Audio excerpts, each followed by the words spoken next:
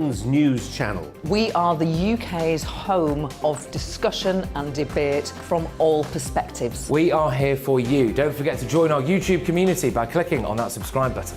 And if you want the GB News app, you can click and catch up on programmes anytime. We love to hear from you, so email us. gbviews@gbnews.uk. Thanks for being part of the GB News family. My name is Andrew Doyle. Join me every Sunday evening at 7 p.m. for Free Speech Nation. This is a show where we address current affairs and news stories of the week with the help of two wonderful comedian panellists. I brought in comics because I want to give it a lighter edge, and also they work for less. See you there.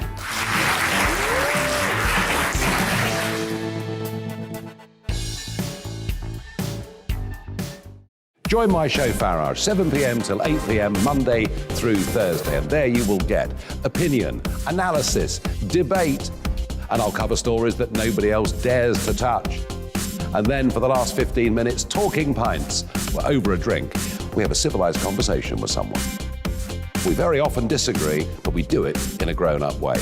Come and join me on Farage.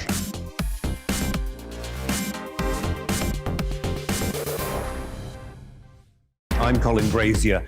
I've reported from more than 70 countries around the world, covered wars from Afghanistan to Iraq, from Lebanon to the Balkans. I'm trying to bring that experience, that feel for events, to the studio. And something else, I'm ready to give an opinion.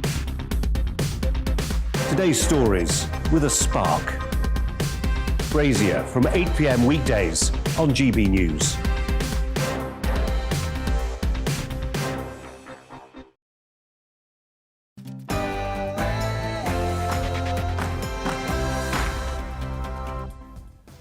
It's Sunday night, and oh boy, have I got a cracking show for you. You won't want to miss a second. Sue Cook is my Mark Meets guest at 10, presenter of Crime Watch for over a decade, part of the legendary partnership with Terry Wogan on Children in Need. Sue has recently spoken out about her former employers, the BBC, and about lockdowns. One of the most experienced broadcasters in the country, Sue Cook is live at 10. In The Clash, should Prince Charles make way for William as next king when the time comes? We'll speak to Charles's former butler about that one. Also, should we embrace the arrival of robots and artificial intelligence, or will they ultimately destroy the human race? We'll speak to the author Martin Ford about his amazing book, The Rule of Robots. I've got some great videos to show you. You won't believe what they're doing now with robot technology. And in Frequently Asked Questions, it's 40 years since Ronald Reagan became US president for the first time. So is he the greatest president of the last 100 years? We'll debate that with top US commentator Sarah Elliott. Well, my big opinion is next, and I'll be talking about the current president, Joe Biden. And I'm not pulling my punches. So I'll see you in 2 minutes after the headlines with Polly.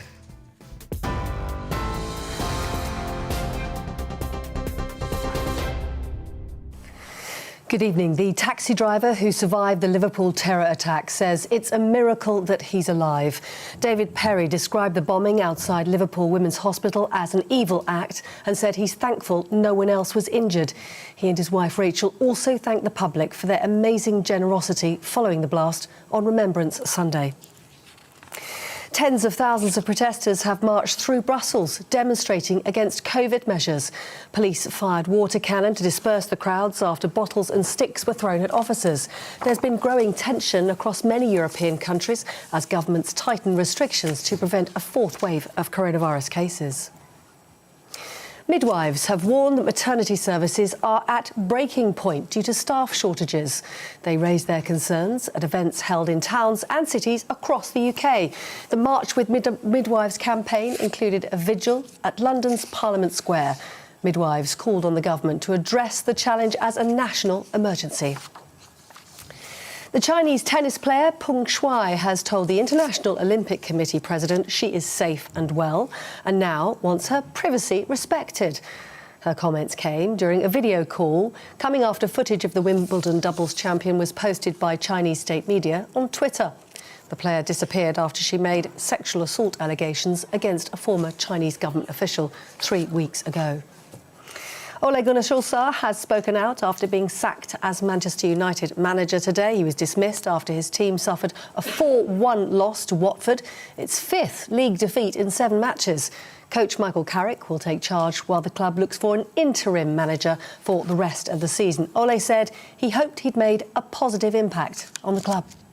So honoured and privileged to have been trusted to take the club forward, and I really hope that I leave it in a better state than when I came.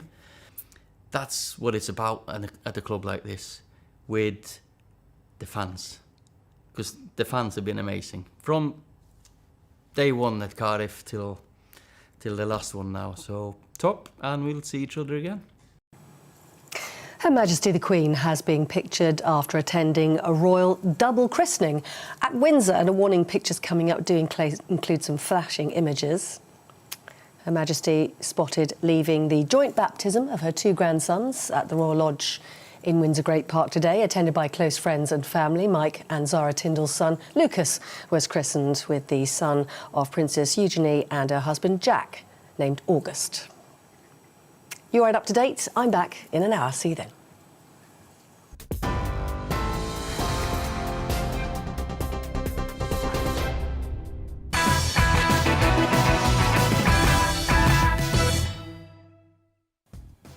It's Sunday, the 21st of November. You're watching Mark Dolan Tonight, and we have a cracking Sunday evening's entertainment for you. God knows we need to have some fun, so we will do information, we will do opinion, but we'll have a laugh as well. I'll make sure that happens. Remember, Sunday is the new Saturday. My Mark Meets guest at 10 is one of the most recognised faces on British TV in the 90s and the 2000s. Sue Cook presented the BBC's flagship Prime Watch programme for over a decade. She was one half of a genius partnership with Terry Wogan on Children in Need, is one of the most experienced broadcasters in the country, and she's held strong views about her former employers, the BBC, and about lockdowns. Expect a fascinating interview with a TV legend. Sue Cook is live at 10. Can't wait for that one. In Uncensored at 11, take a look at this. I wish I had that level of agility. That is not a man in a suit, folks. That's not an electronic Big Bird. That is a robot. So are you inspired or terrified?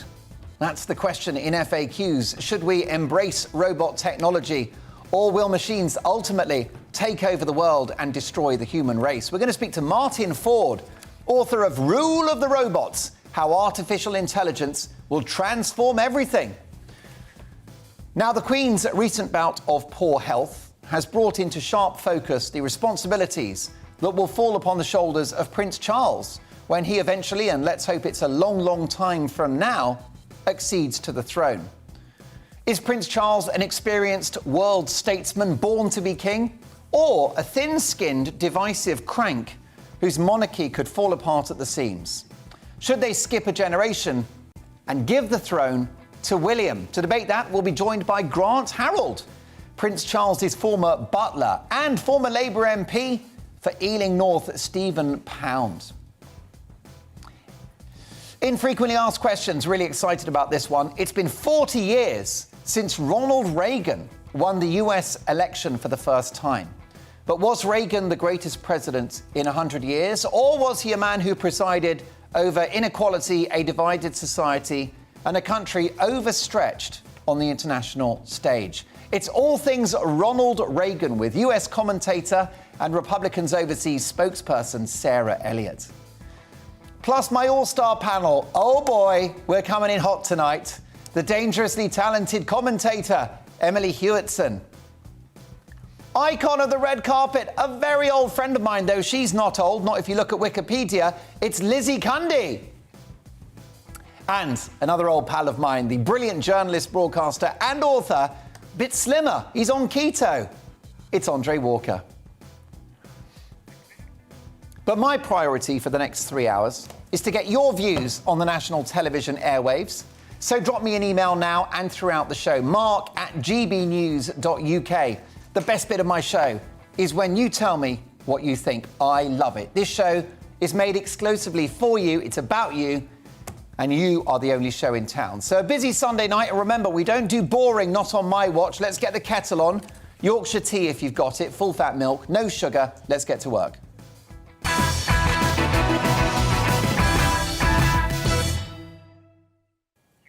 Great news. After concerns about his health, the leader of the free world, the Afghanistan-abandoning, white flag-waving, surrenderer-in-chief President Joe Biden is fighting fit. Here is the leader of the once great nation of America addressing the press. What is the state of your health after this exam today? Good. They're going to release all the detail. I feel great. Nothing's changed. We're in good shape. And so, I'm looking forward to celebrating my 58th birthday. 58? He looks terrible for 58. What kind of life has he had? This man needs to moisturize. Let's just double check that I heard that right. What is the state of your health after this exam today? Good. They're going to release all the detail. I feel great. Nothing's changed. We're in good shape. And so, I'm looking forward to celebrating my 58th birthday. Amazing. I thought it was only Hollywood actresses and Lizzie Cundy that lied about their age. Joe Biden seems to be more than a little confused. But it's not the first time this has happened, of course. Here he is getting lost outside his own house.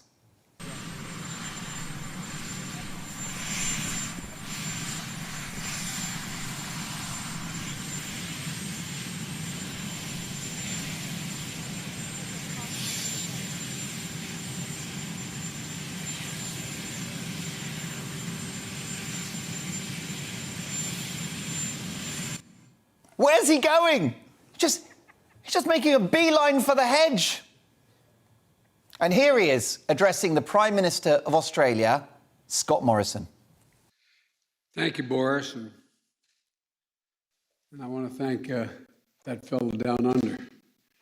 Thank you very much, pal. Appreciate it, Mr. Prime Minister. We've all been there. You know, you're at a party. You're like, oh, hello, so-and-so. Nice to see you again. How about this classic? Also, we've got state leadership here. Lieutenant Governor Julius here, Stratton, and I'm from Pennsylvania. The Illinois President Don Harmon, State Senator Laura Murphy, State Rep Martin Moylan, and we got great labor leaders here too. Tim, where's Tim? There you go, Tim. Thank you, pal. AFL-CIO State President, and Jeff Isaacson, United Brotherhood of Carpenters, and Don Finn, IBW, and Robert Reiter, Reiter. What's he on about? Robert Reiter, Mark Moylan, Tim. Where's Tim? Tim, where are you? ITV should bring back You've Been Framed and just have clips of Joe Biden speaking in public. Ratings would go through the roof. Now, it's an embarrassment to the great nation of America, a country I love, and the most economically successful country in human history, that this is the best they've got. And it's shameful for the Democratic Party, who knew full well that this admittedly decent and experienced politician was in serious mental decline, which is not his fault. It just goes to show how morally bankrupt these Washington insiders are, that they should prioritise winning power with a vanilla candidate that no one hated over choosing someone worthy of the huge responsibility of the office of president.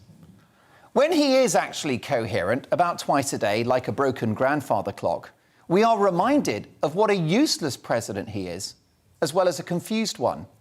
His botched departure from Afghanistan has destroyed a country that was beginning to rebuild itself after decades of war and destruction. And with that withdrawal, he made the world and Britain a less safe place. And I nicknamed him No-Show Joe for those pathetic scripted press conferences in which he took no questions. That's No-Show Joe for you. So do you think that Donald Trump would have gotten away with any of these senior moments? Of course not. And yet, Trump was subjected to 4 years of obsessive media focus on every word he uttered and everything he did. Look, I'm no Trump supporter and consider him a pretty dreadful human being. But in 4 years, he didn't start a single war.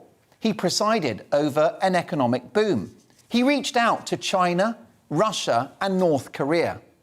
He battled extreme political correctness, and he struck a measured and sensible tone around COVID. We shouldn't be so afraid of this virus, he said. It is what it is. How right he was. Donald Trump is Abraham Bloody Lincoln compared to this numpty. I can't decide what's worse about Joe Biden, his incompetence or his incoherence. Either way, history will judge the Democratic Party harshly for foisting this blundering fool onto America and onto the world. Now, this is not an age thing. Churchill was in power in his 80s and remained a genius. But I suspect that Joe Biden's morning briefings start with a reminder that he's president. So whether he's 58, 78 or 98, he has passed his sell-by date many years ago. I don't think someone that can't remember where he left his glasses should have access to the nuclear codes. I don't think someone that can't remember what they went into a room for should be the architect of America's foreign policy. I don't think that someone that gets lost going into their own house is equipped to lead the free world. The only thing Joe Biden should be commander-in-chief of is his remote control as he catches up on classic episodes of Happy Days, I Love Lucy and The Golden Girls. No-show Joe is a schmo and he's got to go. Now let's move on. You're going to love this story. Take a look. The Mail newspaper report that an increasing number of applicants for civil service jobs are declaring themselves neurodiverse. That's right, neurodiverse, and asking for special dispensation, including working from home and mornings off to visit therapists. Whitehall staff recently launched a neurodiversity network, me neither, which aims to challenge unconscious biases against neurodiversity. Eh? The only unconscious bias I've got is an allergy to this woke bollocks. Do you realise that our culture is slowly falling apart? Everyone belongs to a special interest group. Everyone is a victim. Everyone needs support. Everyone needs special treatment.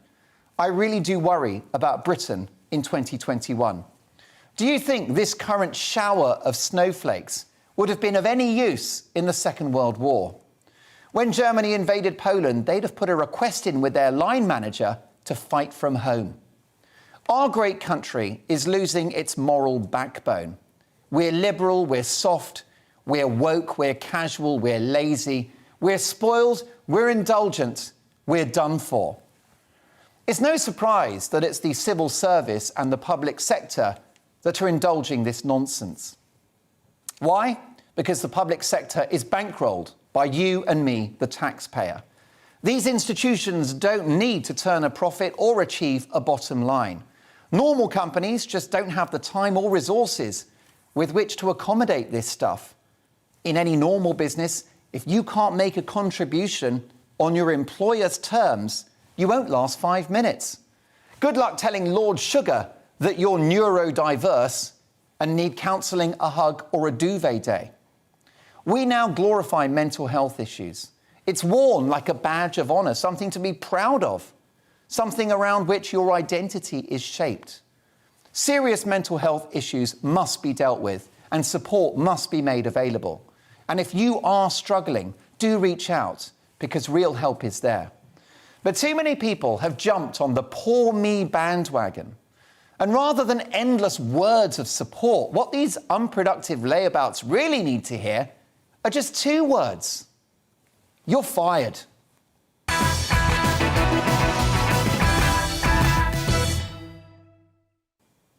I won't be firing my panel tonight because they are an all-star panel. The talented commentator Emily Hewitson, journalist and author Andre Walker, half the man he used to be, and red carpet icon, broadcaster and socialite Lizzie Cundy. Lizzie, great to have you on the show for the first time. What do you think about the idea that you would call your boss and you'd say that you were neurodiverse, which means you get the day off?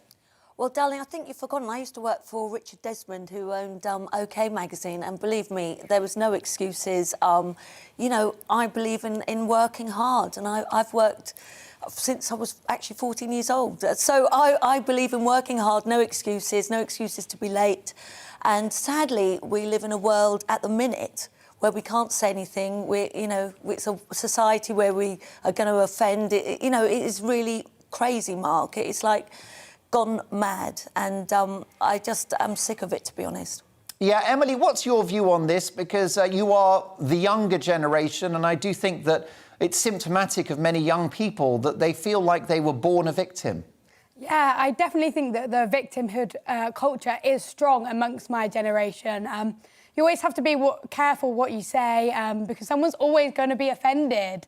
And I do think that my generation need to man up. I'm sure that's politically incorrect to say these days a bit, and stop being so emotional. And, you know, like you said, past generations have had it a lot worse and have kind of just gritted their teeth and got on with it. And I think we need a bit more of that, a bit more resilience in our generation because, you know, like I said, other generations have had it so much worse. We don't want to go the other extreme, do we, Emily? Because, you know, back in the day, people perhaps in the 1950s, a very sort of austere culture we had in this country, stiff upper lip. You don't want people bottling up their emotions, and it is good to talk about stuff, but I think that's different from weaponising mental health. Look, I think you're right. I think we need to find some sort of a middle ground here.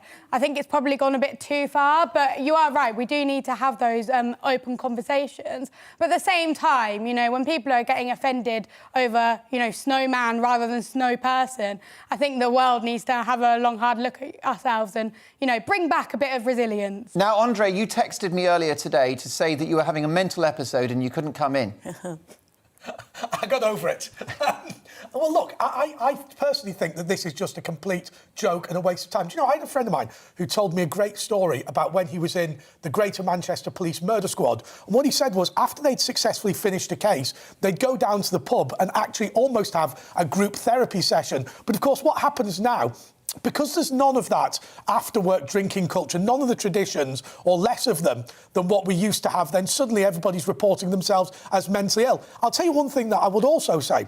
I remember at the House of Commons, a woman phoned me up when I worked there, and she said that her husband had cancer, and he was on his deathbed, and he lost his job, she lost her job, they lost the house, and he sadly died. And she said, "Oh, and I'm on antidepressants." I said, "Look, don't take antidepressants. Antidepressants are intended for people who have a genuine mental health problem. The reason you're depressed is because your situation is depressing. Do not add a drug addiction to that." And I think there are a lot of people who we have to say, look, I'm afraid this isn't a genuine mental health problem. What's happened is that you need to move on from what has been a difficult episode in your life. And that's it.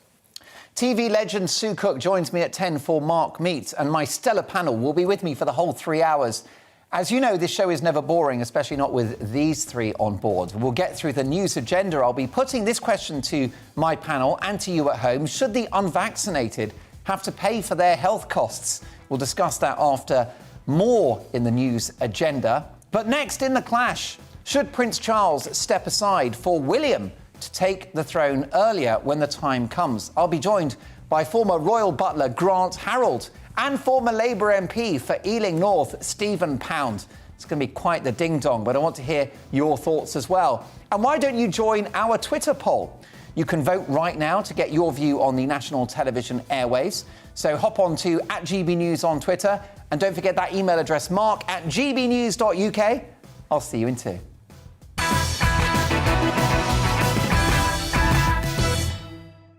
You're watching GB News live across the UK and the world on our digital stream. GB News is Britain's news channel. We are the UK's home of discussion and debate from all perspectives. We are here for you. Don't forget to join our YouTube community by clicking on that subscribe button.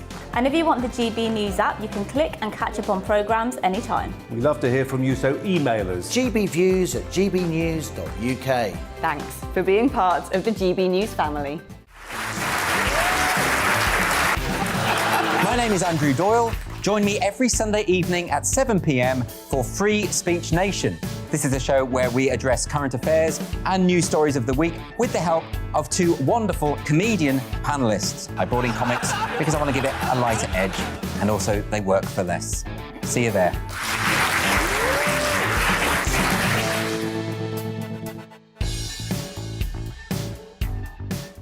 Join my show Farage, 7 p.m. till 8 p.m. Monday through Thursday, and there you will get opinion, analysis, debate, and I'll cover stories that nobody else dares to touch. And then for the last 15 minutes, talking pints. We're over a drink. We have a civilised conversation with someone. We very often disagree, but we do it in a grown-up way. Come and join me on Farage.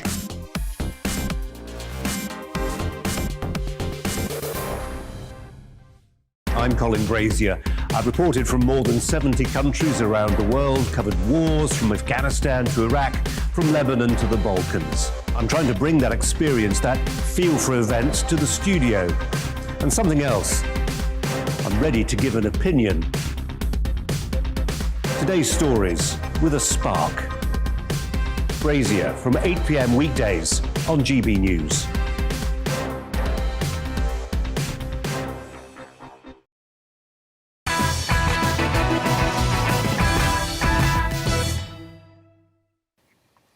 Lots of emails coming in response to my big opinion piece, which of course happens at 9:03 every Friday, Saturday and Sunday. In fact, George, our head of social media here at GB News, is currently crafting that opening speech that I've made, and it'll be available very shortly, as is our poll about the future of the monarchy. But let's get to a couple of emails first.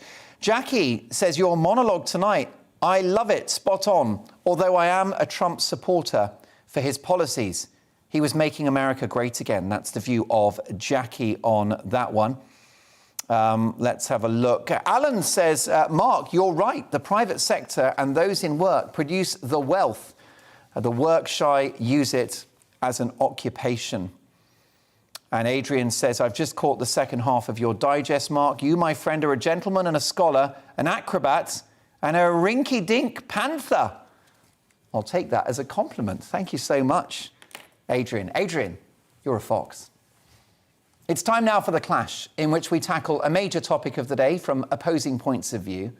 Now, the Queen's recent bout of ill health has brought into sharp focus the huge responsibilities that will fall upon the shoulders of Prince Charles when he eventually, and let's hope it's a long, long time from now, accedes to the throne.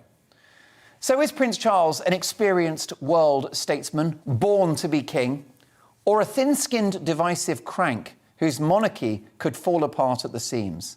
To debate this, I'm delighted to welcome two friends of mine, Grant Harold, the UK's top etiquette expert, royal commentator, a regular on this show, and most importantly, a former butler to Prince Charles, William and Harry. Also to debate this, I'm delighted to welcome former Labour MP for Ealing North. Frankly, the party's not been the same since he left. It is the one and the only, I'm delighted to say, Stephen Pound. Chaps, welcome to the show. First of all, Grant Harold, do you think there's an argument for skipping Charles and giving the gig to Prince William, given his youth, given his popularity? Good evening, Matt. Good evening, Stephen. I've been asked this question many times by many friends. Do I think it's possible that Prince Charles could decide not to take on the position of being king and step aside and pass it on to William? And I actually do believe that we would never see that happen, because Prince Charles is very much, he's very traditional. He obviously wants to follow the tradition of monarchy, which obviously means that when the time comes, and I hope it's many, many years away, but when the Queen is no longer with us, that then he would then take it on. And I think in a way it's also being inside and witnessing how difficult it can be, the schedule, the job as such. I don't think it's something he would want to pass on to his son until he's no longer there. I think he would want to obviously take that, dare I use the word burden, take that burden and not let it be passed on until he's no longer with us, and then it has to be passed on. Grant, I would describe William as king ready. He's young, he's got energy, he's got experience, he's hugely popular. And I think that if he were to become king, and we can't stress enough how we hope that will be many, many years from now, but if he were to become king, if Charles were just to say, look, I'm going to pass the baton straight to my son, I think that's the monarchy secured for the next 50 years. I totally agree with you as well, because I also am aware of the popularity. I see the polls. I'm aware of the popularity of Prince Charles. I'm aware of the popularity of Prince William and the Duchy of Cambridge. And as you said, I have no doubt that if for whatever reason Prince William suddenly became king, it would of course secure the monarchy. But at the same time, it's difficult to say without Prince Charles actually taking that role on. It's difficult to know what public opinion might go the other way, but it could change, and more people might be in favour and think this is great having.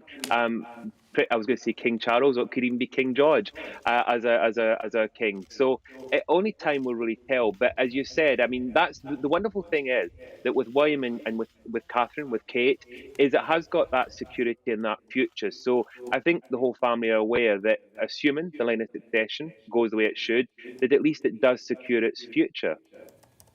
For sure. Well, look, Stephen Pound, former voice of reason in the Labour Party, what's your view on this? Sorry. You can quote me on that. You've just ruined any future I ever had, mate. Your career's over. Say, well, what do you think? Tell me about this. You know all about... Magnificent. Yeah, go on. Sorry. I know why Grant was such a magnificent factotum, and amanuensis, call it what you will, because, that is such a gentle, sweet, really kind way of looking at it. Unfortunately, I feel that it's actually wrong. And I think that the one thing that Republicans in this country would actually like to see would be Prince Charles succeeding to the throne.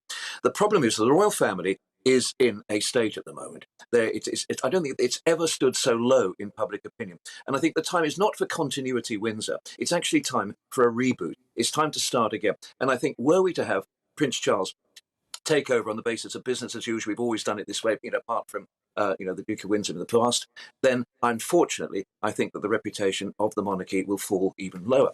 I should declare an interest that I'm actually exactly the same age as Prince Charles, and I retired 2 years ago next week because, frankly, I thought I'd had enough.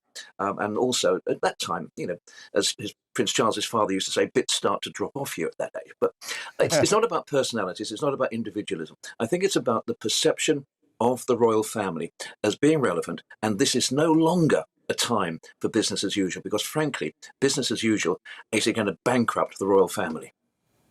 Well, that's a really good point. And the issue we have with Charles, I mean, look, he's an intelligent guy, isn't he, Stephen? And I think he's rare in a royal that he's actually shown some entrepreneurial spirit by setting up the Duchy Original business. He was banging on about organic farming many decades ago. People thought he was rather eccentric, but he's won the argument on that one. He's an experienced world statesman, but I just think he's a Marmite figure within the country. And of course, he's got the baggage of his relationship with and treatment of the late Princess Diana. I think he's probably got some Duchy Original Marmite somewhere if you give him half the chance. But look, I think so. People used to say that Donald Trump was a great businessman and a great entrepreneur. Well, frankly, all he had to do was to cash his daddy's checks. Donald Trump was born, with not just a silver spoon, but a gold-plated, diamond-studded spoon in his mouth. So Donald Trump was not an entrepreneur, was not a businessman. Similarly, Prince Charles setting up, Pound Maria, which I'd like to think he named after me, but he probably didn't, and all the Duchy Original, 25 quid packets of digestive biscuits. It wasn't all that difficult if you got that much money behind you and that brand. And this is the key point, Mark. He used that brand, that Windsor brand, the royal family brand, one of the best brands in the world. And I don't think he's added luster to that cluster. I genuinely think that he's actually taken advantage of it, but he's not added to it. The best thing he's ever done, without a doubt, the Prince of Wales Trust, is actually the invention of his father. And it follows on from the Duke of Edinburgh Award principles. He's taken very, very good things. He's done good things, no question. He's not wanted somebody to, potter around chatting to the daffodils and just being a sort of gentle figure in the background and talking about organic farming. Marvellous. But the leader of this country, don't forget, Barbados has just left the Commonwealth. There's a mood to leave the Commonwealth. There's a move to actually move away from what we hold so dear in this country, that unifying factor that is not an empire, but actually the commonwealth of people. And in a world where everybody's splitting away, we've got fighting on every border, we've got appalling human catastrophes, to have a commonwealth, a group of nations united behind decent principles, is so important. And I fear that Barbados will not be the last country to actually leave the Commonwealth, as long as we carry on trying to say that nothing should change, everything should go on. Prince Andrew is an aberration. All the other stuff, all the other nonsense, just happens to be something we can glide over. I think for the good of the country, for the good of the monarchy, and for the good of the Commonwealth, Prince Charles should actually say, "Look, I've done the apprenticeship. As soon as, I mean, God forbid his mother goes quickly, but we all, and I agree with Grant on that, let it be a long, long time away. But come the time to say, with the best will in the world, it's time for a reboot. It's time for a different band to take centre stage, not the old stages." Well, that's right, and perhaps a special role can be established for Charles, such as Deputy King or Vice Boss. But, I mean, here's the issue we've got, Grant, which is Prince Charles, known to pester government ministers with endless letters full of his half-baked ideas for policy, his eco-agenda, his relentless moaning about modern architecture. If he becomes king, he'll be the most political king since Henry VIII. Well, can I quickly say that when we mentioned about the Dutch originals, they're very good. I just want to quickly mention that, but I'm not. They are that. nice. They are good. I mean, this is the thing. Obviously, as a future, as a king, he cannot meddle. I mean, this is something that the Queen has been very good at, and it's vital that any future monarchs do not do this. And I'm sure the one thing about Prince Charles is that if and when he does become king, he will want to become King Charles or King George, as I mentioned, but he won't want to be King Charles or George the last because of making mistakes or getting it wrong, because you get one chance. He will get one chance, and all he has to do is put one foot wrong, and that will be it. And as we've already said, his son is waiting in the wings. I don't think his son's going to suddenly want to take that role from him, but if the monarchy, for whatever reason, ends up being in a crisis when he is king, then I could quite believe that it would then be passed on for the sake of making sure that the monarchy continues, because that's what it's all about. As Stephen's mentioned, it is a brand. Whether people like that or not, the royal family has become one of the most well-known brands in the world. And in order for it to continue, it has to be liked by us, by the people. So they can't afford for it to go wrong. And if it does start to go wrong, I could believe that it's not in the realms of impossibility, that it could then be passed on. But I don't see that happening lightly. I really do not see Prince Charles abdicating or passing on unless there's an unforeseen situation that none of us can foresee, or until he dies. Grant, very rare for an ex-royal aide. You have shown unending loyalty and integrity in the way that you've conducted yourself out of office, and you've only spoken very highly about your former employers, Charles, William and Harry, but you know the three of them very well. What kind of king do you think Charles will be? I think he'll be he is very kind and caring, and I'm not just saying that. I've witnessed that. I mean, I know a lot of people see, what everyone sees in the media is the kind of the humorous, the fun, intelligent, as you've mentioned, but I've also seen a very kind and caring side to him. And that is something that I think I hope and think he will use that in that position as a king. I mean, I've got to say that the Queen is the exact same. I mean, the one thing about the Queen is she has this wonderful way about her, and her son has got the same attributes, and he's very, very similar in that way. And as I said, I'd like to see him possibly demonstrate that and show that as a king, which I think he will. I don't want this to become an ageist diatribe. I don't want this to become about age, Grant, because look at the Queen. She's 95 years of age. 95. Doing an amazing job. A truly great Britain. But you do feel like the royal family is currently stuck in a cycle of potentially very, very old monarchs. We hope that the Queen, as I say, is with us for, the foreseeable future. But then Charles will be an older man. And that is an issue for the palace, isn't it?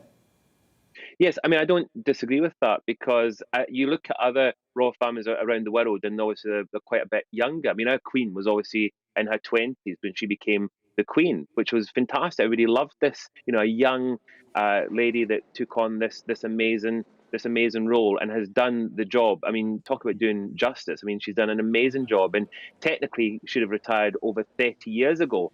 And it's quite. I find it extraordinary. I mean, when I was saying to someone the other day, I mean, when she's in her lifetime, I think my great grandparents been around, my grandparents, my parents all have now passed on, and here's me, and she's still going. So she's been around for. She's a huge. I think means a lot to a lot of people, whether you're Republican or royalist. But again, age is a big factor, and obviously she has got away with it because she is. Can I say a bit like everyone's granny, if I can say that? But with Prince Charles, it is slightly different. He will be taken on that kingship as somebody past retirement, but he has spent over 50 years in that role training. So I can understand when people then say, but we'd rather have young blood. We'd rather have his son, who at this moment in time is in his 30s. Catherine's obviously in her 30s. They've got a young family. So, I mean, there's all those kind of positives. Of course they are. But as I said earlier on, knowing the kind of man that he is very much about tradition and protocol. And I honestly would be shocked if he was to turn around and suddenly say, I'm not going to do it, I'm going to pass it on. Because, and not, as I said earlier, it's also this burden. And I know people say, well, how is it a burden when you live in castles and palaces and you get this amazing lifestyle? And it is a wonderful lifestyle. I've witnessed it, I've been there, but I'm also aware of how difficult it is and the fine lines that have got to be treaded and the workload.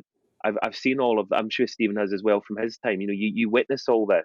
So I promise you, if somebody offered it to me tomorrow, I'd leave the country, because it's not something that you would want to take on lightly by any means. You'd follow Meghan Markle to Los Angeles, California. Grant, I'll go for the weather. Just briefly, I mean, knowing Charles intimately as you do, he would clearly be devastated if he were not to become king. Yes, I think he would. I mean, he's waited, hasn't he? He has waited for this gig. Yeah, I think if you waited 50 years for that promotion, and then suddenly somebody at the end of that, you're ready for that final little bit, and then somebody says, "Sorry, you're not going to get it." It would, of course, it'd be devastating, because it's something you wait. And of course, if he decides that he doesn't want to do it, then that's very different. Yeah. But at the same time, it's a horrible thing, isn't it? Because the only way he gets that position is when his mother's dead, and it's an awful thing. That's the worst part about monarchy, isn't it? Having to wait for your parent to be dead for you to get the top job. Yes, and if it has to be another 20 or 30 years, then bring it on, because we love our Queen. Stephen, final thoughts on this? Yeah. I mean, I know you're not the biggest cheerleader for the monarchy altogether, but when Charles does become king, which is expected, can the monarchy survive King Charles? Do you think that it will remain intact by the time it lands on William's lap?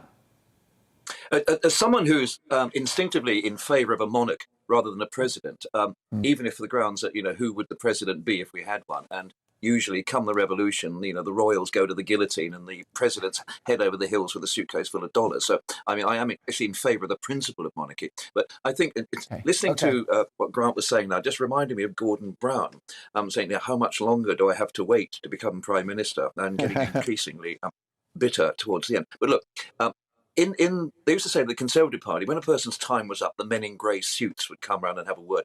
In the Labour Party, obviously, we had the men and women in grey boiler suits. But, there's got to be someone who can actually tell Prince Charles. But look, here's the key thing, and I think, Mark, you put your finger on it earlier on. We've got an intensely political heir to the throne. Now, we had a deal in this country. We, the people, paid for someone to squeeze his toothpaste, and he stayed out of politics. That was the deal, quid pro quo. Those black spider letters that Grant knows much, much more about than probably anybody else outside the palace were very, very intrusive and very instructive, telling politicians what to do and interfering in a way that Her Majesty never, ever did. But the final point, the key point is, if not him, who? And I think in this particular case, we do actually have, to use Boris Johnson's phrase, an oven-ready alternative. We have, in William and Kate, we have a marvellous couple who could really lead this country in a modern way, which would strengthen the monarchy, which would hold the Commonwealth together, would actually move away from some of the difficulties that we've had. And I honestly think that the argument against the royal family would run into the sand and disappear like the mist in the morning if we had King William, the third, fourth, and Prince and Queen Kate I.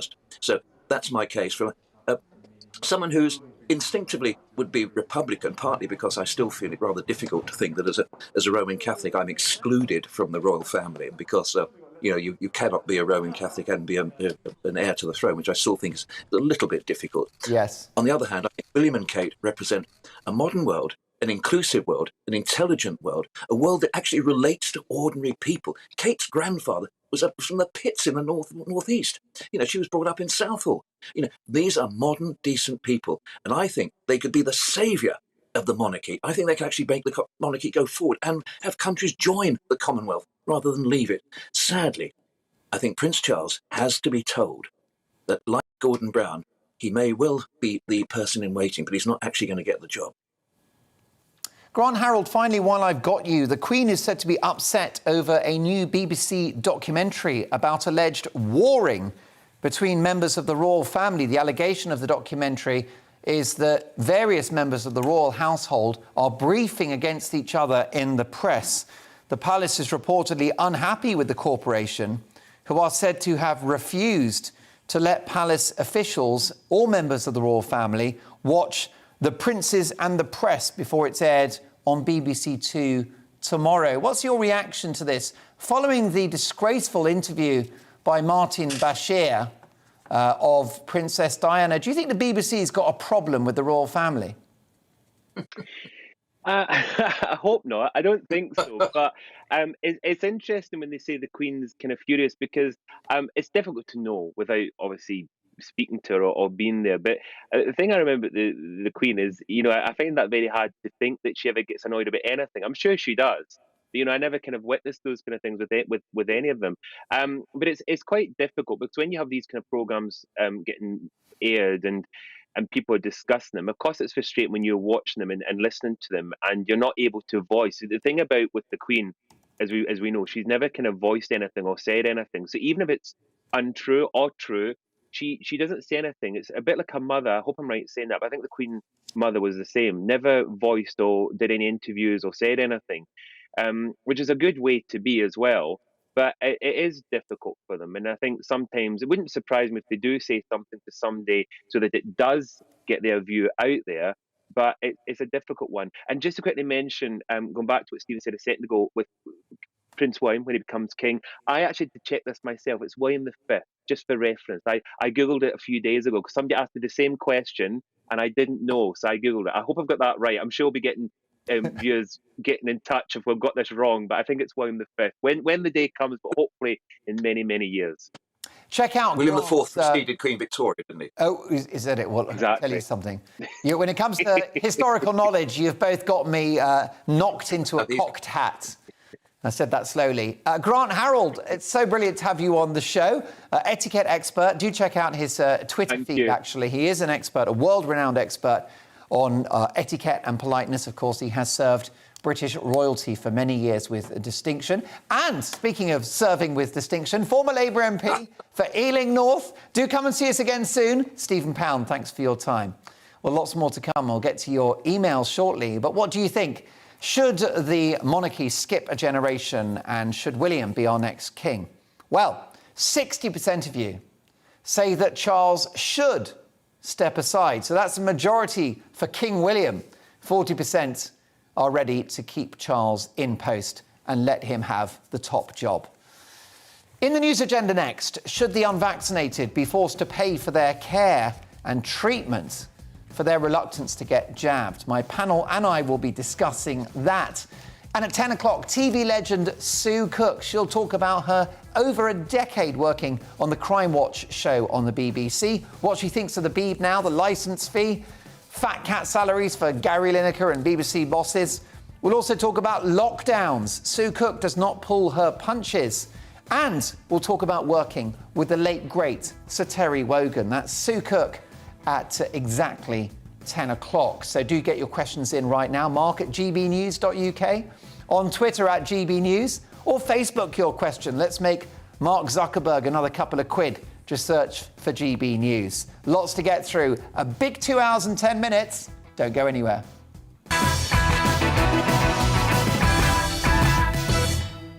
You're You're watching GB News live across the UK and the world on our digital stream. GB News is Britain's news channel. We are the UK's home of discussion and debate from all perspectives. We are here for you. Don't forget to join our YouTube community by clicking on that subscribe button.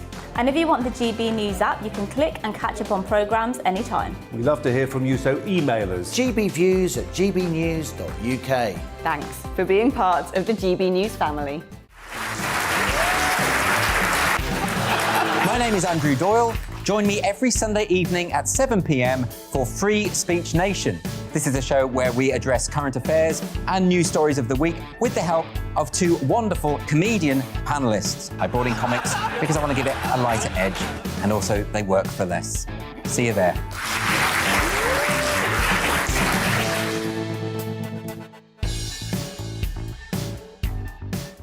Join my show Farage, 7 p.m. till 8 p.m. Monday through Thursday, and there you will get opinion, analysis, debate, and I'll cover stories that nobody else dares to touch. And then for the last 15 minutes, talking pints. We're over a drink. We have a civilised conversation with someone. We very often disagree, but we do it in a grown-up way. Come and join me on Farage.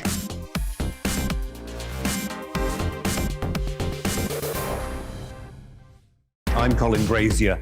I've reported from more than 70 countries around the world, covered wars from Afghanistan to Iraq, from Lebanon to the Balkans. I'm trying to bring that experience, that feel for events, to the studio. And something else. I'm ready to give an opinion. Today's stories with a spark. Brazier from 8 p.m. weekdays on GB News.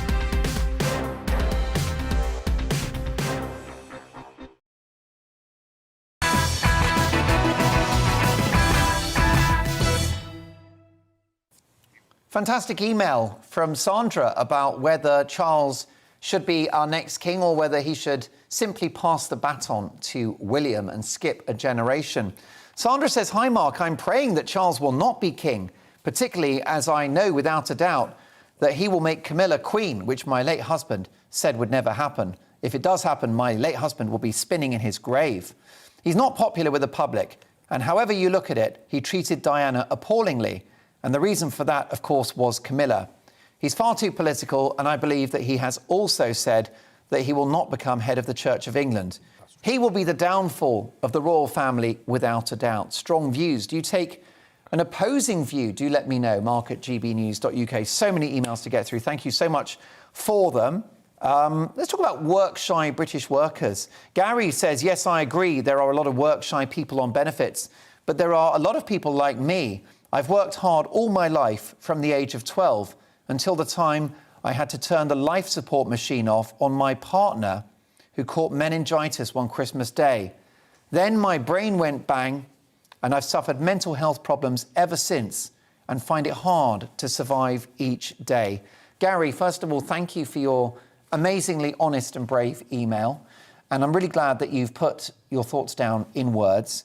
And I do hope that you're able to get help, that you can talk to somebody and get some support. Because as I mentioned in my big opinion monologue earlier in the show, clearly there are big mental health issues in this country. What I'm worried about is other people who don't have much wrong with them using it as an excuse. But we wish you well, Gary, and I'm sure that everyone watching this show sends their love as well and support, OK? We're here for you at GB News. So you take care, buddy. It's time now to look at the big stories of the day, and we'll be looking at tomorrow's newspaper front pages. A fabulous panel. The talented commentator, Emily Hewitson, journalist and author, Andre Walker, and red carpet icon, broadcaster and socialite, Lizzie Cundy. Hi, Lizzie. Hello, Mark. See, I'm gutted because I thought I was the eye candy on this show. Then you turn up. Sorry, darling, it's all about me. But I have to say, I'm telling you the truth about my age now, Mark. You said I didn't. I've been very truthful of late, so of course you have. Thank you for that. You know I was pulling your leg. I tell you what, you are ageless. You're the Peter Pan of showbiz, Lizzie. Let's get to quite a tough subject, and I'd like you to start with us on this one if you can. A tweet by Alistair Haynes, who's a very respected commentator on Twitter, has surfaced this morning. He said the following: "I don't believe people should be compelled to be vaccinated and I'm against vaccine passports, but I do believe that they should be charged full costs for treatment. That's right, they should be charged for their treatment for a disease to which they have refused a vaccine. He goes on to say, I don't mind their eccentric views at all. I just don't want to have to pay for them through my taxes any more than I'd expect them to pay for any of my own eccentric opinions and habits. What do you think, Lizzie? Do you think Alistair Hames is right to say that if you've not had the vaccine and you get ill, you pay the bill? Well, I'm sorry, Alistair, I don't agree with you one bit. So does that go the same for people that smoke? That people that, you know, have drink problems or maybe have, you know, are obese and have then other health problems, do we not treat them either? How is this fair? And look, I'm sorry, you know, no one should be forced to have this vaccine. I really do believe that this is our own freedom, our own right to have this vaccine. And to then say, look, if you do get COVID, which, you know, sadly people still are getting COVID, but, you know, to not treat them because they haven't been vaccinated. No, not at all, Alistair. I think that is absolutely awful. And then does it go the same, as I said, for people that smoke, the people that drink too much, that people don't have the right diet, you know? And it really is very unfair, totally wrong. Well, Andre, heavy drinkers are sometimes refused a new liver on the NHS if they don't stop drinking. What's the difference? Well, look, when they put me in a box, my liver's going to be the finest pate you've ever seen. But in the meantime, let me say this. And I don't make this as an argument against the NHS. I state it as a very simple fact. One of the great dangers of a socialised healthcare system is a requirement to be healthy. If you think about it, what we did when we founded the NHS was we said, if everybody pays in their tax, everybody can have treatment. But now, of course, what you say is, well, because your treatment costs money, you are now a burden on the NHS. Now, my argument back to Alistair would be very, very simple. And I think that this would be the logical position. If those people who've refused a vaccine are not being treated by the NHS or handed the bill, they should also, in fairness, be excused from paying the taxes for the NHS. Because otherwise what is happening is you're forcing them to pay twice, once through their general taxation and a second time individually. And that is completely unfair. Now, of course, what people will say to me then is that fundamentally undermines the NHS. Well, hang on, my argument is this. The principle of universality is what you said was important. You know, you can't then go back on that for the financial side. Right. Emily, just a few seconds. Apologies. We'll do more on this later. But what do you think, briefly? Yeah, well, exactly. I just agree with what the other two panellists have said. I think Alistair is making quite a sinister argument. You know, if people that do dangerous sports, do those dangerous sports and get injured from it, do they not get injured? Like, where do you draw the line? I think that's the problem here. And, yeah, I just agree with what everyone else has said, really. All right, well, get me your opinions, please, Mark, at gbnews.uk. That's what Emily thinks. And Lizzie and Andre, they're with me for the rest of the show. Can't wait for that. But at 10 o'clock, it's Sue Cook. So get your questions in. Mark at gbnews.uk. Tweet us at gbnews or Facebook your question via GB News. We've also got FAQs. We're going to celebrate the career of Ronald Reagan. See you in 2. It's time to remind ourselves there's always another winter. Canary Islands sponsors the weather. Looking ahead now to tomorrow's weather, and the UK is looking fine and sunny for most, but skies will be cloudy in northern Scotland. Let's take a look at the details. It'll be a frosty start in southwest England with a few mist and fog patches. The rest of the day will be sunny and chilly with a high of around 9 degrees Celsius for most. It should be a bright start for most in the southeast too. It'll feel chilly, but most places should be frost-free to start the day. Rather cold over Wales, with some places starting the day below freezing, so you might want to wrap up warm. It'll also be quite a crisp start to the day in northwest England, with a frost for most, but also plenty of sunshine. Any mist or fog patches should quickly clear away. Temperatures should generally be above freezing across the northeast on Monday morning, but it will still feel quite chilly. You could catch the odd shower first thing near the coast. There's going to be a biting chill across parts of southern Scotland in the morning, as temperatures could be as low as -5 degrees Celsius. You may have to scrape your car if you're heading out early in the morning. Also, a rather cold start in Northern Ireland with plenty of sunshine and a crisp frost to start the day. The sunny, dry and chilly weather will continue on Monday, with just a few showers in the east. And that's how the weather's shaping up during tomorrow morning. Canary Islands sponsors the weather.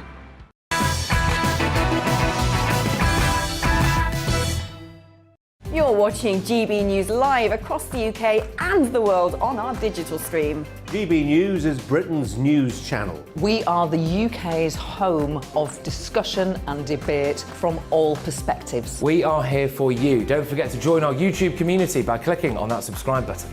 And if you want the GB News app, you can click and catch up on programmes anytime. We love to hear from you, so email us. gbviews@gbnews.uk. Thanks for being part of the GB News family. My name is Andrew Doyle. Join me every Sunday evening at 7 p.m. for Free Speech Nation. This is a show where we address current affairs and news stories of the week with the help of two wonderful comedian panellists. I brought in comics because I want to give it a lighter edge, and also they work for less. See you there.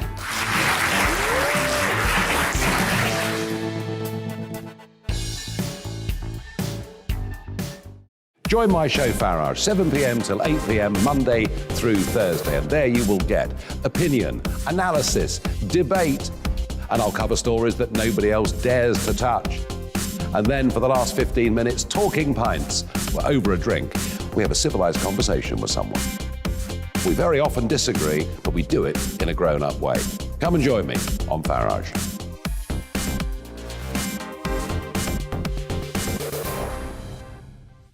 I'm Colin Brazier. I've reported from more than 70 countries around the world, covered wars from Afghanistan to Iraq, from Lebanon to the Balkans. I'm trying to bring that experience, that feel for events, to the studio. And something else. I'm ready to give an opinion.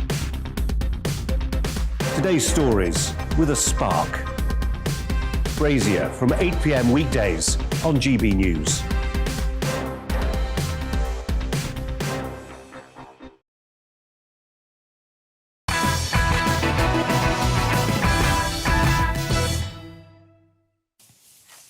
Well, a very busy couple of hours to come. Next up, I'll be speaking to legendary TV presenter Sue Cook about her career, her time on Crime Watch, her views on her former employers at the BBC today, including inflated star salaries. And also, we'll talk about lockdowns. She's had strong views on that one, as well as working with the late, great Sir Terry Wogan.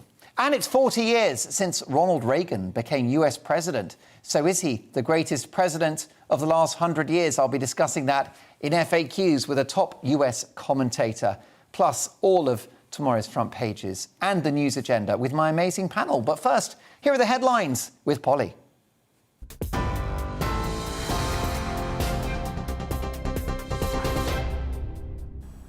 Good evening. The taxi driver who survived the Liverpool terror attack says it's a miracle he's alive.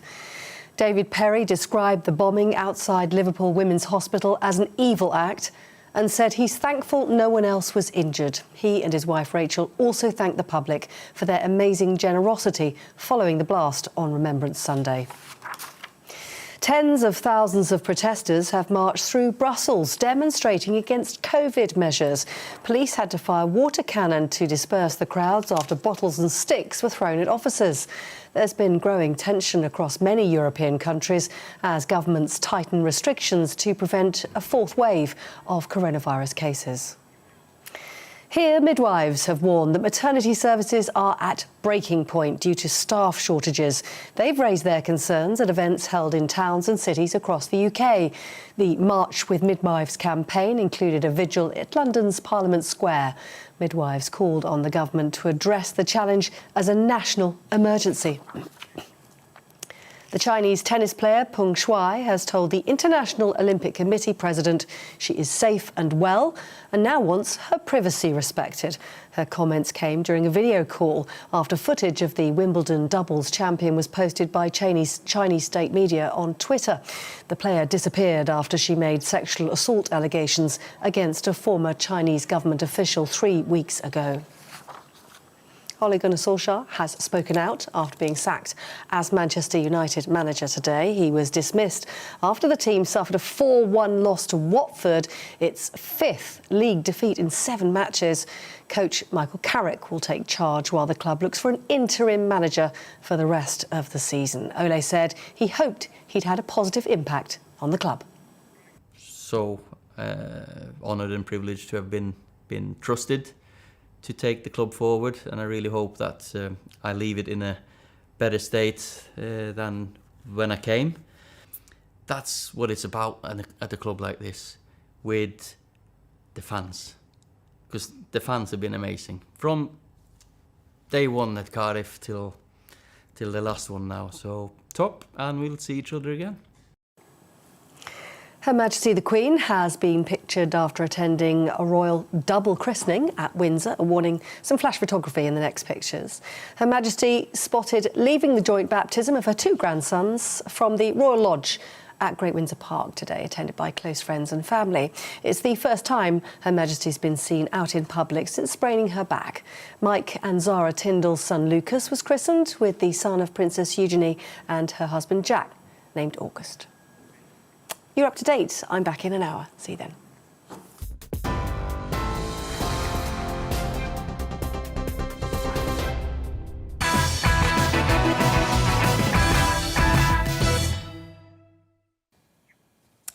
In Uncensored at 11 o'clock, we'll have a look at the future of robots. Do we welcome this new technology, or could they eventually take over the world and destroy the human health? We'll speak to an author of an amazing book about the future of technology. But it's time now for Mark Meets, in which I interview some of the biggest names in the world of showbiz, sport and politics, or somebody that simply got a big story to tell. Well, Sue Cook has both. Sue Cook was a fixture on British television in the 90s and 2000s. She presented the BBC's flagship programme Crime Watch for over a decade. She was one half of a genius partnership with Terry Wogan on Children in Need, and is one of the most experienced broadcasters both on TV and in radio in the country. She has since had plenty to say about her former employers, the BBC, and about lockdowns as well. Sue Cook, don't have nightmares, and welcome to GB News. Hello, Mark. Lovely to be here. Great to see you. That line from Crime Watch, don't have nightmares, that was Nick Ross's line, wasn't it? It was. I didn't actually like it very much because I thought you haven't got control over whether you have nightmares or not. So it seemed a bit of a silly thing to say, and also begged the question that maybe you should be having nightmares if you're being told not to have them. So, yeah, Nick always said that, and I just kept out of that. I agree. Well, was it an improvisation that stuck? Do we know the history of that little sign-off at the end of the show, don't have nightmares? No, Nick had it in his head that you had to have a catchphrase, and he was probably right. And he decided that don't have nightmares was the one, and his view prevailed. And you were the founding presenter of that show. You were at the Beeb when it was conceived. Did you have any idea what a really important and big and well-watched show it would become? No, it was strange, really. I mean, my first reaction was, wow, that's going to be really exciting, because I remember my dad had a shortwave radio, and I used to listen in my bedroom, tune it to you could hear the police, shortwave radio transmissions. I'd try, is there a crime going on nearby? And so I thought this is going to be really exciting. It's going to be just like that. But then, as soon as Crime Watch started, I realised that we were talking about real serious crimes there, and because we only treated the most serious crimes, you could very easily give people the impression that all the crimes that were being committed were really nasty, violent, serious crimes. So we had to try and write the script so that people realised how important and how serious the crime was, and so therefore if they knew anything they could ring in and help, but also not to terrify the bejesus out of everybody. And make them think that crime's everywhere, or even give the criminals ideas. They had to write the script quite carefully from that point of view as well. So you weren't saying it's a very good idea if you're going to break into a house, get this tool and that, So actually, it was a bit walking on eggshells writing the script, but it was a terrific show to be part of. Well, in your long career, you've interviewed many illustrious people like Peter Ustinov, Ingrid Bergman, James Stewart, Kirk Douglas, Archbishop Desmond Tutu, Michael Caine. But in Crime Watch, you were sharing a studio with police officers, detectives, people very accomplished in their field, but not used to being on live telly. No, a bunch of plods was a bit difficult from James Stewart, different from James Stewart. But yeah, we had to train them in those days. They weren't very well trained in media, and they would tend to say, "Well, I was proceeding in an easterly direction when I pointed a male," you know. So you had to try and say, "Well, I was walking along this road when I saw." But they very quickly got the idea, and you know that actually, I think the police probably learnt a lot from Crime Watch over those years. And that show was public service broadcasting at its best, because the programme achieved justice for victims and helped to catch criminals. Yeah, I never felt, I don't know, I only felt really pleased when we'd really got a really serious criminal. Sometimes I would drive home over the Westway back to North London thinking we've really put somebody dangerous out of harm's way now. We've really probably saved victims, maybe saved lives, and that was a really good feeling. But sometimes when you've just caught some builder on CCTV robbing a building society, I almost felt a bit sorry for them sometimes. But it was a serious crime. It was a really good. Yeah, they met Sue Cook. They met their match. Unfortunately, it was not their lucky day when you turned up in their lives. But I mean, I think it was a great show, and it was amazing to watch it every week and see cases being followed up. I think it was very educational for viewers to learn about how crimes are investigated. It was quite educational in its own way.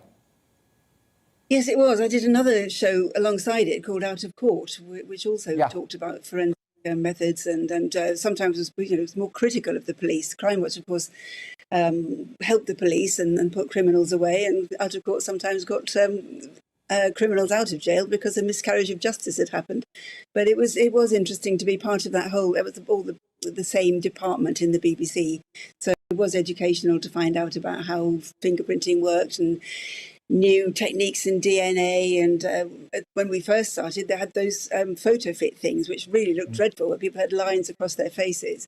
And very soon after, digital things proceeded and got better and better. And so we had really good photo fits in the end, as we called them. So, digital things changed really quickly in the late 80s and 90s.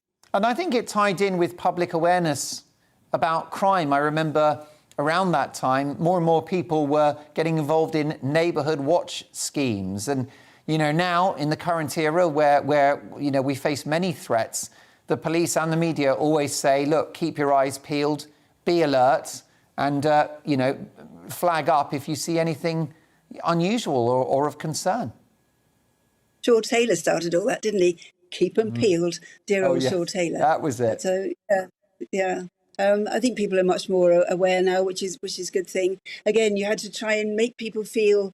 I didn't want to make people feel scared or that they were going to be victims. I think if you feel a victim in life, you're going to be a victim. So you have to teach people to be confident as they walk along and look purposeful and even teaching self-defense was a little bit of a worry, because if you get people too confident and they feel they can be too good at self-defense, they might end up entering into a confrontation they couldn't win. But everybody's much more savvy now. I think we understand a lot more about it now. I agree with you about self-defense. I want to quote always Woody Allen, who says, "In the event of war, I'm a hostage."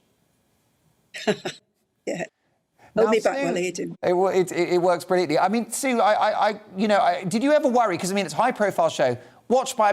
How many millions of people watched Crime Watch? I think it was, figures that television programmes would die for now, because there weren't that many channels in those days. So I think we've got about 13 to 18 million. Children in Need got 27 now and then. But yes, we got a lot of viewers. So, yeah. The lady next door, used to come in around and say, knock on the door and say, don't do that programme anymore. I can't stand it. I'm so frightened. They might come and try to get you, and then get me next door by mistake. And can't you do something different? Well, did you ever worry that you'd run into a bank robber at Tesco's? Not really, but I did find myself living my life now and then in a sort of semi-reconstruction. So I'd be finding myself thinking, she went to the newsagent, she brought 2 newspapers and a bar of chocolate, and she was last seen heading in an easterly direction along the street. She got into a red car and hang on a minute. When I started doing that rather a lot, I decided maybe it was time. I'd done 11 years, and I thought maybe it's time I move on to something else. If I'm starting to feature in my own reconstructions. A bit sad, isn't it? You've got a CV as long as your arms. You started at Capital Radio when it was about 3 days old. You turned up to a building site and caught the boss's eye. You quickly got into TV and radio. You and Yours, Nationwide, Breakfast Time. And Children in Need is another one that you'll always be remembered for. Of course, this is the iconic BBC One charity show, charity fundraiser, Pudsey the Bear, which you famously co-hosted with Terry Wogan. Tell me about your first Children in Need. You're the first live show, because Terry Wogan, a comic genius, a broadcasting colossus, but quite an unpredictable person to work with, I would suggest. He was wonderfully, delightfully unpredictable, yes. And I had to have an earpiece. My function really was just to be the stooge and to have the earpiece and to be told from the producer's gallery what was happening next, what camera was malfunctioning, what line we were supposed to be going into, but hadn't broken down.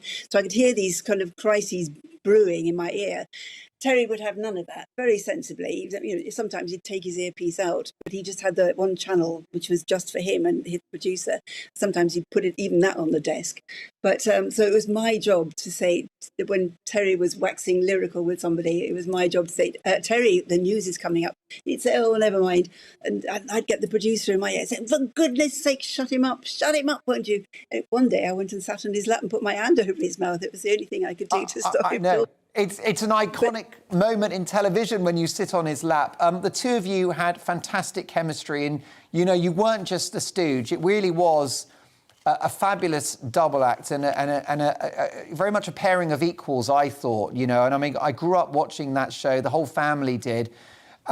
Were you friends? Like, were you close to Terry? I only saw him about 6 times a year. We'd have a couple of lunches. There'd be a lunch about 6 weeks before the actual show, and then we'd have there'd be a sort of feedback show telling people how money had been spent. We'd probably have a lunch to talk about that as well. And sometimes we'd be presenting a cheque to one of the charities that we'd raised money for, and sometimes we'd meet for a photo call for that. Pudsey Bear always featured. We often met with Pudsey Bear in some studio or to have our photos taken every year. But Children in Need won't be the same without him. He really was iconic. And it's not fair to say we were equals. He was so witty, so funny, so quick. And I was Mrs. Helpful, but no, it was great to work. I consider him to be the foremost entertainment broadcaster in the history of this country. I really do. In 100 years of British television and radio, Terry's up there with the best of them, because, a master of radio, a master of television, the British David Letterman, if you like, and of course his iconic Radio 2 breakfast show. But you were part of that. You were part of Terry's story as his partner in crime on Children in Need, a unique programme, largely or semi-unscripted, live and running late into the night.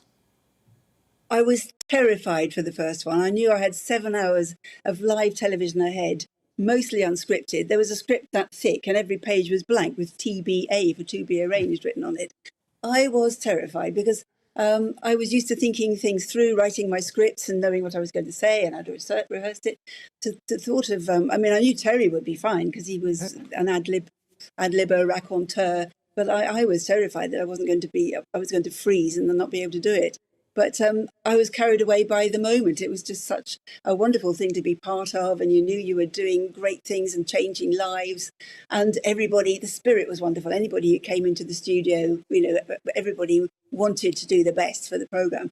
Sometimes you didn't know, in the early days, we didn't even know who the guests were going to be. People would come off stage, in the West End, and they'd get a taxi, come into the Children in Need studio and just walk onto set going, "Hi, here I am. I've just come off Les Mis," or whatever. And you didn't quite know who they were sometimes, and you had to say, "Oh, lovely to see you. I'm so glad you dropped in. So how's things going? What are you doing at the moment?" Trying desperately to try and place who they were. But they were great days. They really were. Well, I think the fact that you were the grown-up in the room, that you were the kind of broadcast professional and Terry was just doing what the hell he wanted, that was the magic of the partnership, And I honestly think there's no way that it would have been as entertaining if you hadn't been there as his foil. And that's the thing, you've got your broadcasting chops. You've worked on both sides of the camera and the microphone. I mean, you got your first big opportunity at Capital Radio just in its infancy, and it's now a big radio phenomenon, of course. It's part of a wider radio group called Global. It's a monster, it's a behemoth now, but just a small operation when you joined. It was called, Kenny Everett used to call it Cuddly Capital.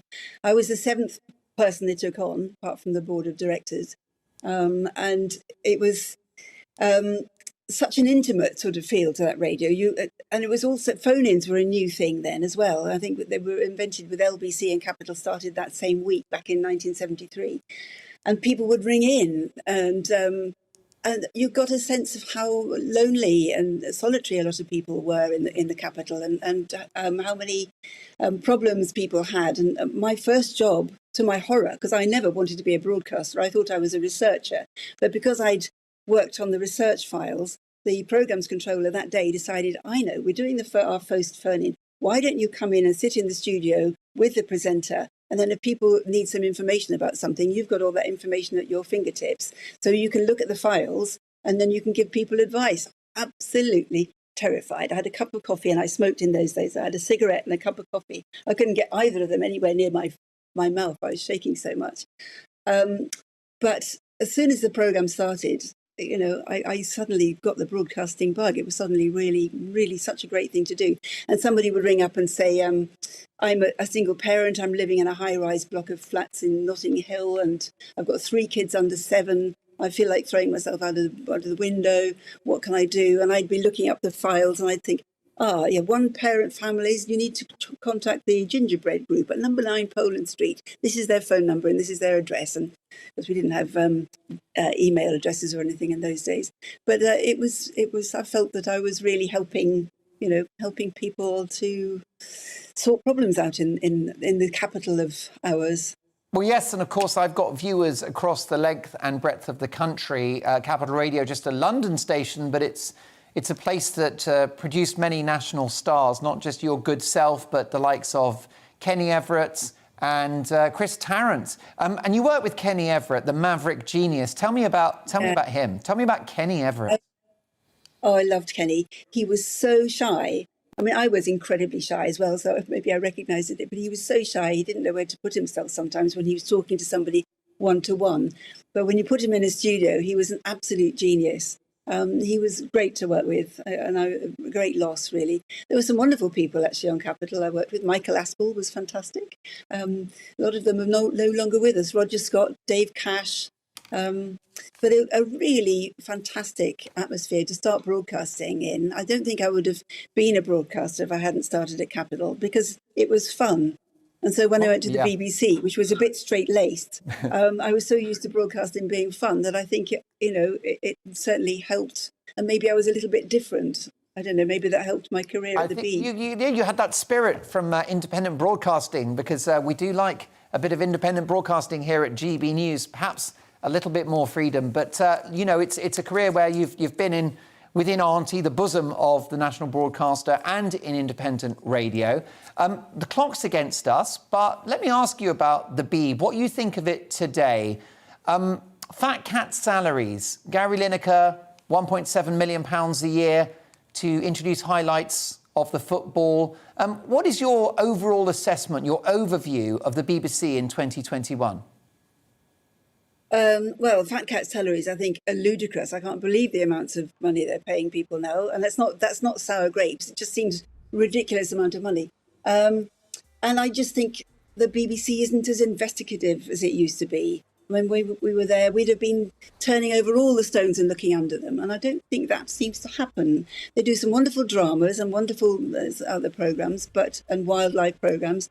But I think over Brexit, and particularly over the COVID pandemic, I've been very disappointed in the fact that they haven't investigated things like, who the hell are these people on Sage? Who is Public Health England? What's this Serco company that are doing track and trace? They've got a £350 million contract of taxpayers' money to do this track and trace programme, which it seems to be a resounding failure. Why don't they give it to the GP, who has everybody's records, and the NHS?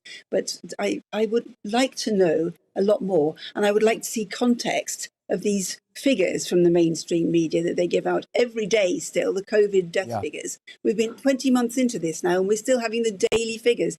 And, over 600,000 people pop their clogs a year. That's the way it is. So we've had 20 months. So let's say we've had 1 million people will have died normally anyway in 20 months. And the current total of COVID deaths is 144,000 odd.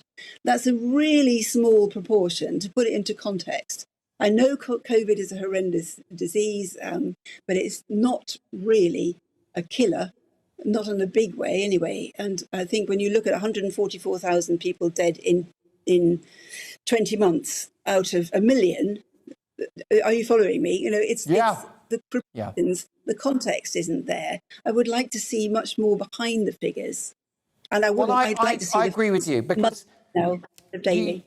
I agree with you, Sue, because you have that snake oil expression, from or with COVID. And it is a very nasty, we can all agree it's a very nasty virus, which is tragically fatal to a small proportion of the population, but it's really non-fatal to almost everyone, which takes me to another question, briefly, if you can, about the overall approach of lockdowns and other mandates, and clearly things are developing in Austria with the vaccine itself to be mandated from next year. What are your thoughts about these COVID measures?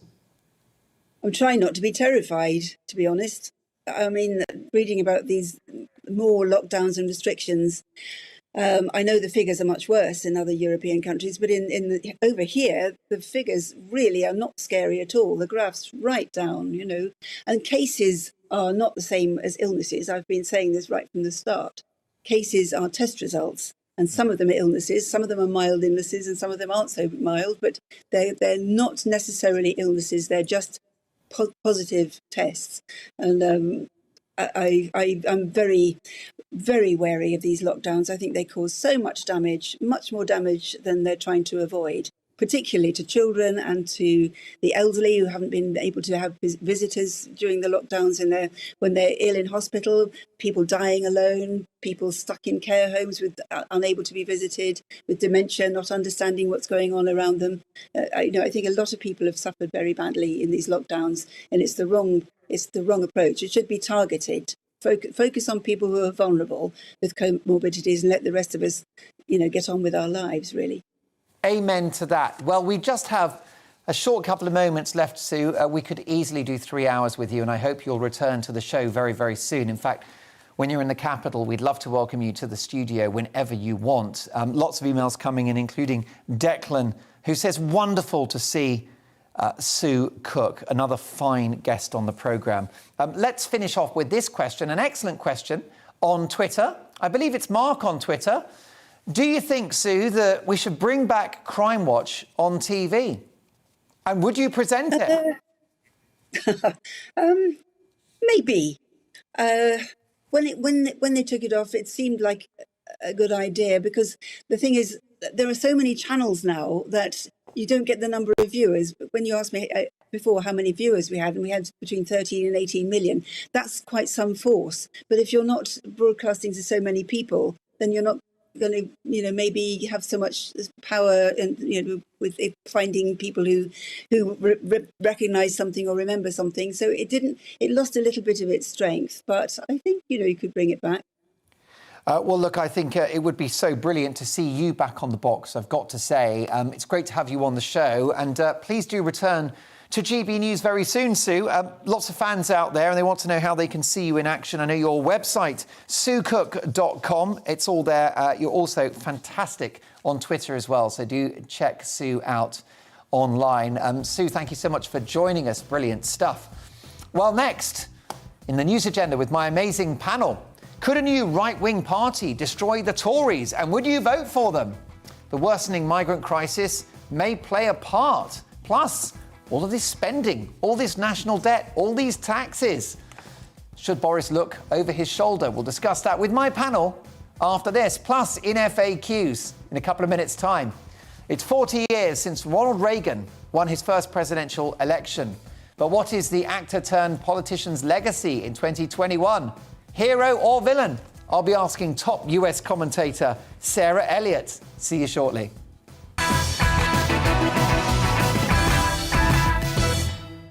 You're watching GB News live across the UK and the world on our digital stream. GB News is Britain's news channel. We are the UK's home of discussion and debate from all perspectives. We are here for you. Don't forget to join our YouTube community by clicking on that subscribe button. And if you want the GB News app, you can click and catch up on programmes anytime. We love to hear from you, so email us. gbviews@gbnews.uk. Thanks for being part of the GB News family. My name is Andrew Doyle. Join me every Sunday evening at 7 p.m. for Free Speech Nation. This is a show where we address current affairs and news stories of the week with the help of two wonderful comedian panellists. I brought in comics because I want to give it a lighter edge, and also they work for less. See you there.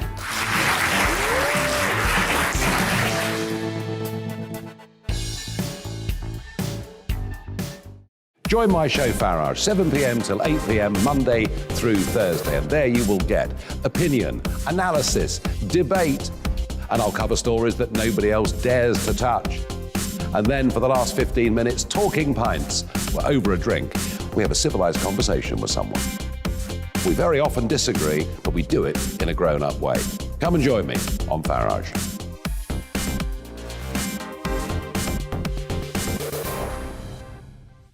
I'm Colin Brazier. I've reported from more than 70 countries around the world, covered wars from Afghanistan to Iraq, from Lebanon to the Balkans. I'm trying to bring that experience, that feel for events, to the studio. And something else. I'm ready to give an opinion. Today's stories with a spark. Brazier from 8 p.m. weekdays on GB News.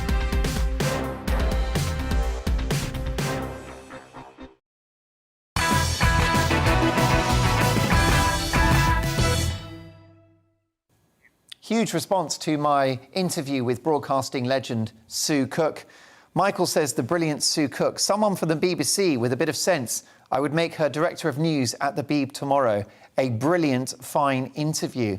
Howard, hi Mark, such sensible words from Sue Cook, especially about COVID deaths relative to normal yearly deaths, and how terrifying the prospect is of what is happening in Austria coming here. Let's have some real perspective on this mostly mild illness. When will sense prevail? On new political parties, Victor says, hi Mark, it's my hope that the Reform Party will eat majorly into both Tory and Labour at the upcoming by-election. There you go. Well, look, I'll get to more of your feedback shortly. But it's time now for FAQs, a very popular item in the show, frequently asked questions, in which we take a deep dive into a topic in or around the news. A big anniversary this year. It's 40 years since Ronald Reagan became US president, following a landslide victory for the Republicans over Jimmy Carter. It was over two transformative terms that saw a huge expansion in the American middle class, an economic boom, and via his friendship with Margaret Thatcher, a golden era for Anglo-British relations, the so-called special relationship. So was Ronald Reagan the greatest president in 100 years, or a man who presided over growing inequality, a divided society, and a country overstretched on the international stage? To discuss this, I'm delighted to welcome top US political commentator and spokesperson for Republicans overseas. I believe she has a tattoo of Ronald Reagan on her neck. It's Sarah Elliott. Do you want to show me the tattoo, Sarah? Where is it? Yeah, that would be news to me, Mark, but it's tattooed on my heart. How about that? Is he tattoo worthy? I mean, is he one of the great Republican presidents of history? Oh, definitely, but not just Republican of American history. He defined the post-war era, the last 50 years of the 20th century, and he ushered in the modern conservative movement, the modern Republican Party with lower taxes, free markets, less government, and a strong national defense. I mean, let's face it, along with Margaret Thatcher and Pope John Paul II, he defeated the communism and the Cold War without a nuclear bomb and without actual direct fighting with the Soviets. So he is definitely someone who psychologically empowered America. Also grew the U.S. economy by a third, the size of Germany's economy today. He grew that within his 8 years. 17 million new jobs created, unemployment. And you got to understand the scene in which he came into, which was the malaise of the 1970s. We had had Vietnam, Watergate, and then Jimmy Carter. We had 52 American hostages in Tehran. And upon his election, they immediately started to negotiate the release of those hostages so that by his inauguration in January of 1981, they were coming home. It was a wonderful decade for America. I'm an 80s baby. I'm a Reagan conservative. He inspired me and so many of my other peers to this day. And let me tell you, his legacy is long and fast in the Republican Party. What were his political values? Well, first and foremost, he believed in the individual and he believed in the American. He said freedom more times than any other American president in American history. He believed in the founding of the United States that it was to maximize individual freedom, our God-given birthright. Freedom of speech, freedom of religion. And so he saw communism as the biggest enemy and, authoritarianism as the biggest threat to this freedom and God-given gift that we all have, regardless of where we're born, actually. And so he did not just want to contain communism, he wanted to defeat it. And so he had been talking about this for decades on his radio shows and as governor of California. And so this was his main objective. But the only way he could beat the communists was basically to outspend them. And he had to have a roaring economy to outspend him. And he came in with these revolutionary ideas, which is called supply side economics, trickle down or Reaganomics now. And along with Margaret Thatcher, who believed with him too and used the same theory, which is you need to have incentive. You need to incentivize people to start businesses and to hire people. And government needs to get out of the way. He used to say the most terrifying thing to hear is, I'm the government and I'm here to help you. He's like, we all can do this on our own. And it's a very American attitude, this personal responsibility, self-reliance. But it worked and it's right. Guess what? If you're not taxed and you get to keep your take-home pay, you're going to expand your business. You're going to give to the local charities. You're going to hire more people. So it did work in America, and Trump showed that it worked again, 4 years ago. And the U.S. had the strongest economy that it had in 50 years, actually, right before COVID, because the same idea of deregulation and cutting taxes across the board really does stimulate and incentivize people to transact more and to be more in the market economy. I do think his one area of shrinking the federal government, the size of the federal government, that is an area that Republicans still struggle to this day to fully embrace. We did have welfare reform in the 1990s, which means you need to work for your benefits to some degree, and they cut and slashed the welfare welfare rolls quite significantly in the 1990s. And of course, the U.S. Military, especially because of our economy, we were able to beat the Soviets in a strategic defense initiative. And Trump was also able to enlarge our military, which helped us, I think, on the foreign policy front around the world. But it's peace through strength is one of his enduring legacies, as well as, creating a stronger market-based economy. Are there any parallels between Donald Trump and Ronald Reagan, or does that rather flatter the Donald? I think in terms of his policies, they're very similar. And actually, Trump did hire Reaganites to come into his administration. In fact, one of his economic councils was a cabinet member under Reagan. But when it comes to communication, this is where they're vastly different. And Reagan was a wonderful communicator. He was an actor. He connected with independents, Democrats, people of all different walks of life. And he made you feel good about yourself. He made you feel good about being American. Trump has a very different communication style, as we know, very bombastic, divisive, and he was kicked off Twitter. So he doesn't have that same unifying effect that Ronald Reagan did. And even to this day, Democrats have a really hard time saying anything negative about Ronald Reagan. Has Reagan ever been replaced?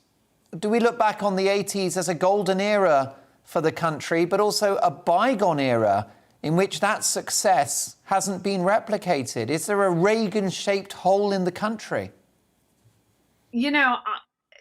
I often ask myself this question too. I'm in politics. I like getting behind good politicians.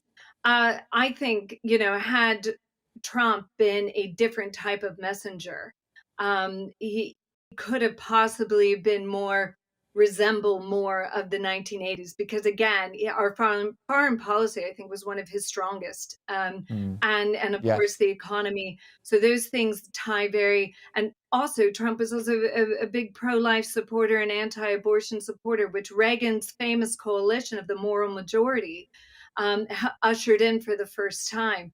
So had Trump actually been a little bit more articulate or more a normal politician, perhaps, but we are in definite need of leadership regardless. We need someone to step up who can connect with people of different walks of life. As a Republican, we need to find a candidate that can get those suburbs voting for us, like Glenn Youngkin did in Virginia 3 weeks ago.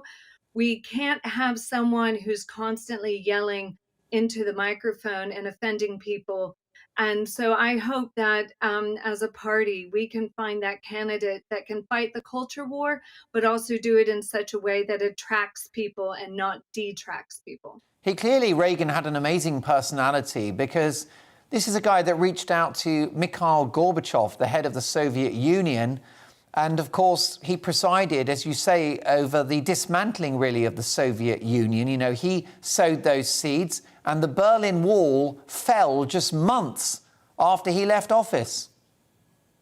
Yeah, I mean, it still gives me goosebumps to hear, Mr. Gorbachev tear down this wall, and his State Department didn't want him to say those words. The speech had been edited, and that had been crossed out. And in that moment, Reagan was like, no, this is my time. And that was purely the man there saying that from his heart. And the German people knew that. And that gave them the confidence to tear down the wall themselves. And it's just a wonderful moment in history. And it's really nice that you're rehashing this, Mark, because we're watching what's going on around the world in Western democracies right now. And it's really the opposite of what Reagan stood for, and really what we've all said we've stood for, for freedom and liberty. And I don't really understand what's happening. It's very contrary to, I think, what we stand for as democracies.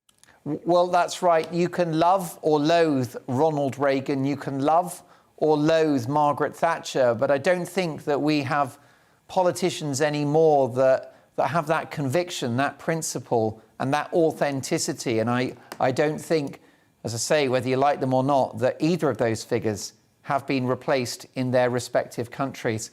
Sarah, what a thrill to have you on the show. Do join us again soon. Sarah Elliott is a top US commentator and the Republicans' overseas spokeswoman as well. Now, in Uncensored at 11, will robots rule the world? I'll be talking to a fascinating guy, Martin Ford.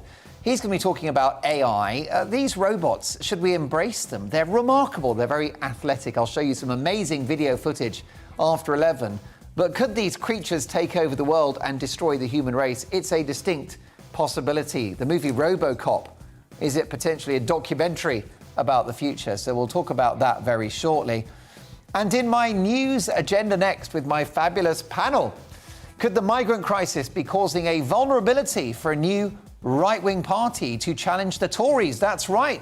Should Boris worry about a right-wing party stealing votes from him? My panel and I will debate that in the news agenda after this.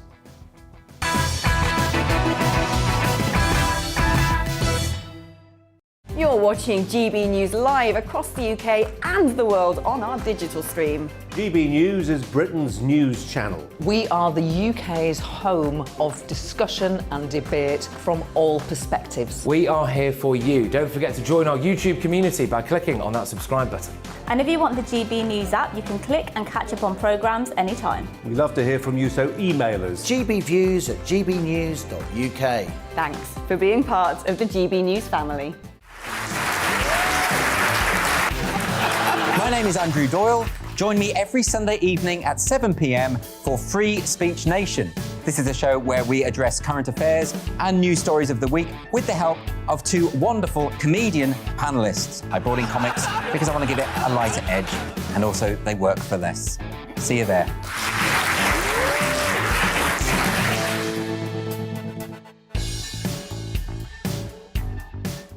Join my show, Farage, 7 p.m. till 8 p.m. Monday through Thursday. And there you will get opinion, analysis, debate, and I'll cover stories that nobody else dares to touch. And then for the last 15 minutes, talking pints. We're over a drink. We have a civilised conversation with someone. We very often disagree, but we do it in a grown-up way. Come and join me on Farage.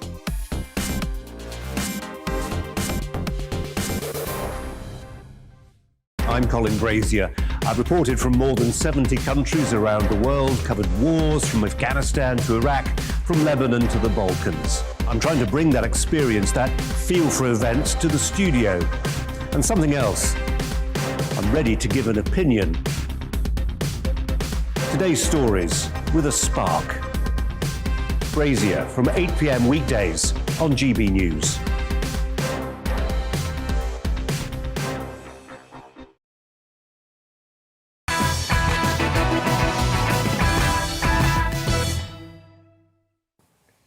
Let's react to today's big stories, the juiciest stories. I'm very particular about what goes into our news agenda, and let's do it with my brilliant panel. The talented commentator and broadcaster Emily Hewitson, journalist and author Andre Walker, and red carpet icon, reality star, actress, entrepreneur, broadcaster and socialite, Lizzie Cundy. Wow. She's the important one. Thank you. So you know what? Lizzie Cundy, right? Lizzie Cundy's got more jobs than a Tory MP. No, the reason you had to be so nice about her is her fee's so large. Correct. It had to be just... Correct. I had to justify it, I definitely. like water, I get everywhere. Too right. So senior Tories, speaking of Conservative MPs, have expressed concerns. If the government failed to get a handle on the migrant crisis, then perhaps they'll suffer at the ballot box. They are concerned it could lead to a major loss in votes and the emergence of a new right-wing political party. So forget about the threat from Labour. Could a centre-right party steal their clothes? A top Tory donor told the Sunday Telegraph newspaper it's vital that ministers do far more to tackle the migrant crisis.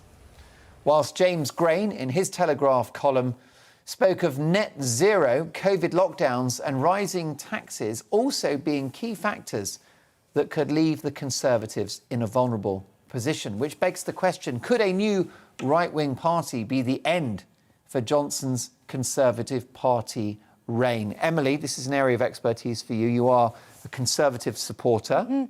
Big C and small? Yeah. Well, I am traditionally a Conservative Party supporter, but at the moment I might as well be a Labour Party supporter with how the Conservative Party has been acting. It's quite ironic, really, because before Boris became Prime Minister, everyone was warning that this would be a far-right dictatorship, and it's been really quite the opposite. Feels a bit woke, dare I say it.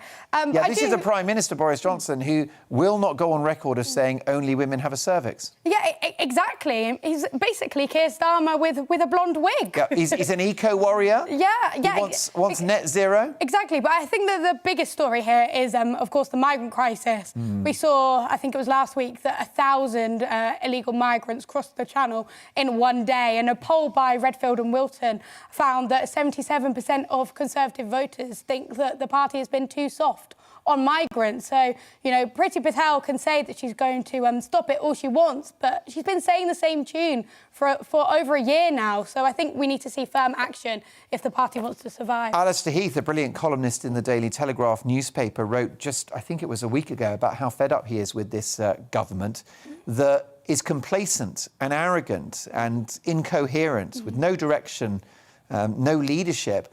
And, of course, the reason why, and he hinted this in his article, is that Boris Johnson doesn't have anything to worry about. He doesn't have a rival. There is no credible opposition. But perhaps the threat comes not from the left, but from somewhere else on the right. Well, you do say that, but recent polls have shown that the Labour Party have picked up a lot of ground. But I think on the issue of this new right-wing party, I mean, it's been tried and tested quite a few times. I think the problem is that in general elections, first past the post make it very hard for a new party to emerge and do well.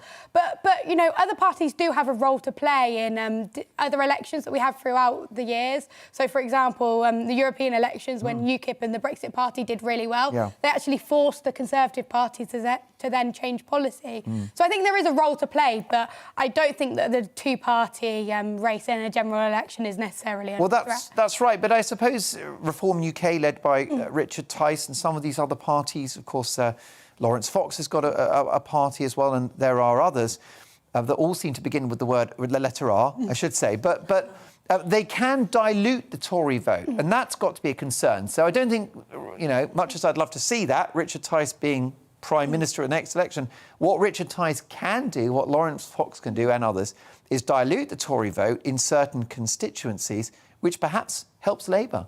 Well, you say that, but we actually saw at the last general election that they were taking a lot of votes off Labour instead of the Conservative Party. But I think what really needs to be done here is, if these parties are to be a success, is to probably merge. They seem to have quite similar policies and ideas and give themselves ideology. one name that begins with the letter R that we can get our heads around. Yeah, I always thought it was a bit bizarre to Reclaim. Reform. I think there's the Heritage. David Kurtzon, they're all good people. H, so it's a bit different. They're all good people, but I wonder. I mean, do you think that there is? I mean, I've got so many viewers that watch this programme who tell me every night they are politically homeless, Andre. Well, the first and most important problem, and let's be honest amongst friends, I will certainly say, from my point of view, I've got a degree in political science. I don't know what the difference between all of these parties are. I can't remember who's Reform and who's Reclaim between Tice and Lawrence Fox. And I think that is a major problem when people like us in this room get confused by all of it. Look, I said before what became the 2019 general election that what I wanted was effectively a middle-class Conservative Party in the south of England with Boris Johnson and a working-class Conservative Party led by Nigel Farage in northern England. And I felt that the only way that you could get constituencies like where I'm from a little middle-class bit of an old mining town called Leigh. Now, I thought that the only way that a Conservative Party could win in Leigh was for it to be a UKIP Brexit party, Nigel Farage led. However, to be fair, the Conservatives did win it. In terms of the splitting the vote, I would make this point. I worked for the Member of Parliament for Morecambe, and there was a majority of 866. Nigel Farage moved his regional office into the office upstairs. So I saw Nigel outside the pub, and I said to him, you are risking the Conservatives losing. And he said, that's the very point. He said, the only way we're going to get out of the European Union is if I can bully the Conservative Party into action. And he said, the Conservative Party cares more about itself than it does about Europe, and therefore, let's target backbench Conservative MPs, because what my MP did, very sensibly, was he went into the chief whip and he said, why the hell should I lose this election on the basis of opposing a referendum that I personally support? And of course, 50 Conservative MPs did that in marginal seats, and that was the referendum, and that's why we left the EU. So I do think this spoiler thing is not what you've characterised it as. I think there is a benefit. What do you think happens at the next election? Is it another landslide for Boris, come what may? Well, I will talk once again about Lee. Lee, is a constituency where the Labour Party are offended that people had the temerity to vote for the Conservative Party. And so, actually, there has been a huge effort to insult new Conservative voters. Now, if it's taken your family 30 years to get over the miners' strike, or 20 years, however long it is, and then you vote Conservative for the first time, to be comprehensively called a fool by the Labour Party, I think is bad. So I think 2019 won 2 elections for the Conservatives. Remarkable. Lizzie, you know Boris Johnson well. I do know Boris, yeah. You've worked with him, he's a friend of yours. What are your thoughts about this? Do you think he's complacent, your old mate? I think he is, and he's definitely losing voters and faith. You know, everyone that I know that supported him before, thinking we were going to have a kind of really hard, strong leader. And he's so wishy-washy, inaccurate. You know, he really, you know, for me, I just don't feel I can believe him, I'll be honest. And there was a poll, 77% of Tory voters are losing their faith unless there is some action done, like, as we said, with the immigrants and things. You know, he's going to lose votes. And I'm sorry, I do not have faith in him anymore. And he may be a friend. He even told me, you know, one of my shows was his favourite show, but then he went along to my other friend and said the same thing to her. So, that was He's a bit of a charmer, but I know that he was very fond of you. You got to know him pretty well, and you're an admirer of Boris. But you're not the only one that feels let down. I spoke to his ex-lover, Jennifer Arcuri, on this programme just a couple of months ago, and she said, I don't recognise this man. This is not the Boris Johnson I knew. No, and it's so liberal. I mean, really liberal. I thought he was going to be hard-hitting, but he changes his mind. He goes with the wind. He seems like not to want to offend anyone. He wants to be so liked. He wants to be liked by... That is the problem. Does he lack the backbone? Does he lack the courage? He lacks the courage. We need someone like, you know, as Margaret Thatcher. You know, my father worked with her in the Saatchi campaign with Labour Isn't Working. Remember that? Iconic ad campaign. And Margaret Thatcher was strong. Whether you loved or loathed her, she stuck by her guns. This isn't what Boris is doing. May I make this point very quickly? Because I used to be a political advisor at London City Hall. Ken Livingstone doubled the number of staff at City Hall. He increased the bus subsidy to £1 billion, and he put literal communists on the board of the Greater London Authority. Let me tell you, when Boris Johnson became the Mayor of London, he did not cut the staff, he did not remove the £1 billion budget, and £1 billion overspend, and he did not even sack people who were Communist Party members from his own board. The suggestion that Boris Johnson has ever been a right-wing reformer is simply and demonstrably untrue. And look, people thought that I was very critical of Boris before he became Prime Minister, but I simply made the point that this man had held executive office before and he hadn't changed the policies of Ken Livingstone, who'd been thrown out of the Labour Party for being a communist. Well, I think that's a really well-made point. We'll get more from my panel very shortly. Lots of emails coming in on this. Maria says, we need a strong right leader. Oh, how we all wish for a Margaret Thatcher clone. Not in Margaret's league, however, could Reform, Reclaim and Social Democrats merge. Maybe that's the answer. That's, of course, a suggestion made by Emily and by Andre. Next election, Patrick says, I would never vote for a party that thinks lockdown is the answer. Simple as that. I think that's been the big issue in the course of the pandemic, as we've had a year and a half of unbridled communism. I don't think anyone voted for that in December 2019. Paddy in Andover says, hi, Mark. I think that despite the emergence of other right-wing parties, Carrie will still be Prime Minister after the next election. A low blow. Harsh but fair. Thank you so much for that one, Paddy. Do keep your emails coming in. Oh, there's an idea. Declan says, I'd vote for the GB party. Let's go, Bojo. Who's the leader? There's a thought. Lots more to get through in the next hour of the show, including Uncensored, the future of robots. Are you scared? But first, the weather. It's time to remind ourselves there's always another winter. Canary Islands sponsors the weather. Looking ahead now to tomorrow's weather, and the UK is looking fine and sunny for most, but skies will be cloudy in northern Scotland. Let's take a look at the details. It'll be a frosty start in southwest England with a few mist and fog patches. The rest of the day will be sunny and chilly, with a high of around 9 degrees Celsius for most. It should be a bright start for most in the southeast too. It'll feel chilly, but most places should be frost-free to start the day. Rather cold over Wales, with some places starting the day below freezing, so you might want to wrap up warm. It'll also be quite a crisp start to the day in northwest England, with a frost for most, but also plenty of sunshine. Any mist or fog patches should quickly clear away.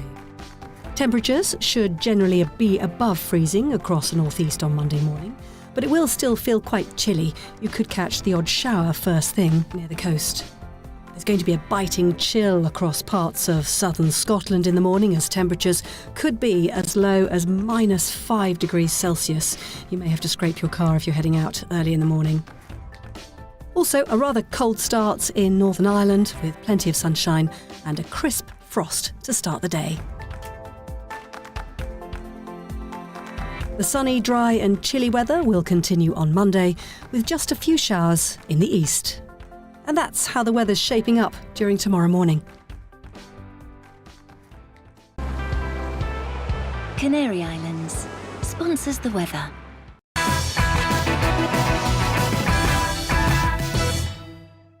You're watching GB News live across the UK and the world on our digital stream. GB News is Britain's news channel. We are the UK's home of discussion and debate from all perspectives. We are here for you. Don't forget to join our YouTube community by clicking on that subscribe button. And if you want the GB News app, you can click and catch up on programmes anytime. We love to hear from you, so email us. gbviews@gbnews.uk. Thanks for being part of the GB News family. My name is Andrew Doyle. Join me every Sunday evening at 7 p.m. for Free Speech Nation. This is a show where we address current affairs and news stories of the week with the help of two wonderful comedian panellists. I brought in comics because I want to give it a lighter edge, and also they work for less. See you there.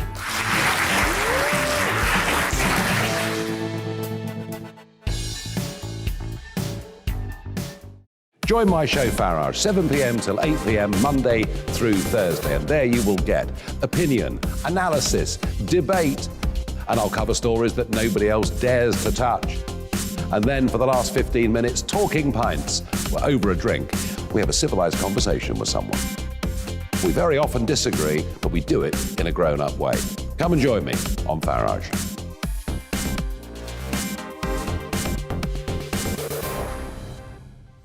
I'm Colin Brazier.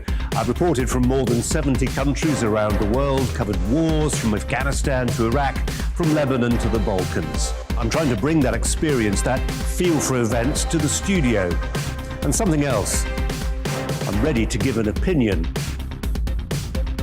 Today's stories with a spark.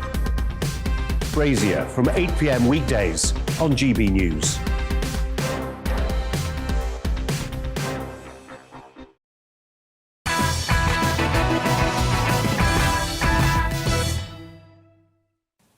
In just a couple of minutes, we'll take a look at tomorrow's front pages. Mescana has brought them in hot off the press. We've got some really juicy stories for you. And in Uncensored, futurist and author of Rule of the Robots, Martin Ford, will be joining me to talk about the future of artificial intelligence and whether we could see Skynet in our future. Basically, are you excited about the idea of robots, or are you terrified? Could they take over the human race? Plus, at the end of today's programme, we're going to play another great British game show, a very popular item in the programme, about 20 to 12. And it's a game based around a big news story of the day that my panel will play, and I hope that you'll join in and play along with at home as well. But first, the headlines with Polly.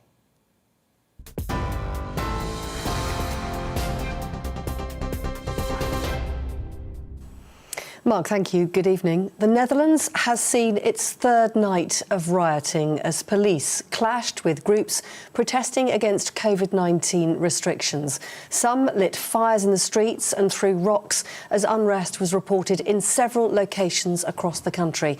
Police in one region having to use batons to try to disperse a crowd.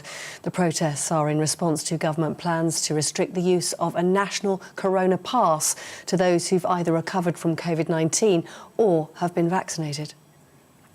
The Chinese tennis player Peng Shuai has told the International Olympic Committee she's safe and well and wants her privacy respected.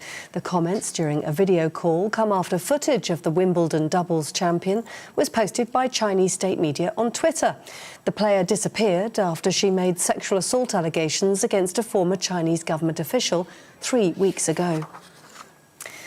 In the UK, midwives have warned that maternity services are at breaking point due to staff shortages. They raised their concerns at events held up and down the UK. The March with Midwives campaign included a vigil at London's Parliament Square. Midwives called on the government to address the challenge as a national emergency. New homes in England will be forced to have electric car charging points installed as standard from next year. Boris Johnson will announce a new law tomorrow that supermarkets and workplaces, as well as properties undergoing major renovations, must also include the charge points. This follows the government pledge to end the sale of new petrol and diesel cars in 2030. Downing Street is branding the move as world-leading. Ole Gunnar Solskjaer says he hopes he's had a positive impact on Manchester United after being sacked by the club today. He was dismissed after the team suffered a 4-1 loss to Watford, its 5th league defeat in 7 matches. Coach Michael Carrick will take charge while the club looks for an interim manager for the rest of the season. And lastly, Her Majesty the Queen has been pictured after attending a royal double christening at Windsor, and I'm warning some flash photography in the following images. Her Majesty spotted leaving the joint baptism of her 2 grandsons at the Royal Lodge in Windsor Great Park, attended by close friends and family. That's the first time the Queen has been seen out in public since spraining her back. Mike and Zara Tyndall's son, Lucas, was christened, with the son of Princess Eugenie and her husband Jack, the son named August. You're right up to date. Now back to Mark Dolan.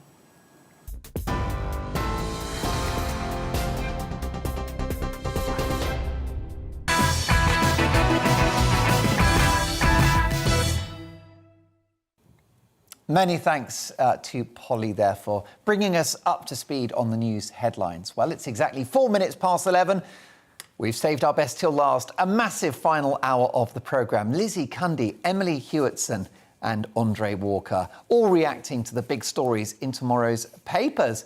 And the last hour is part of the show we try to make as fun as possible. And don't forget, at the end of the programme, around 20 to 12, we'll play another Great British Game Show, a game based around a news story of the day. And I hope you'll be joining in at home. But now we've got tomorrow's front pages. And let's start with a little bit of music. Here we go.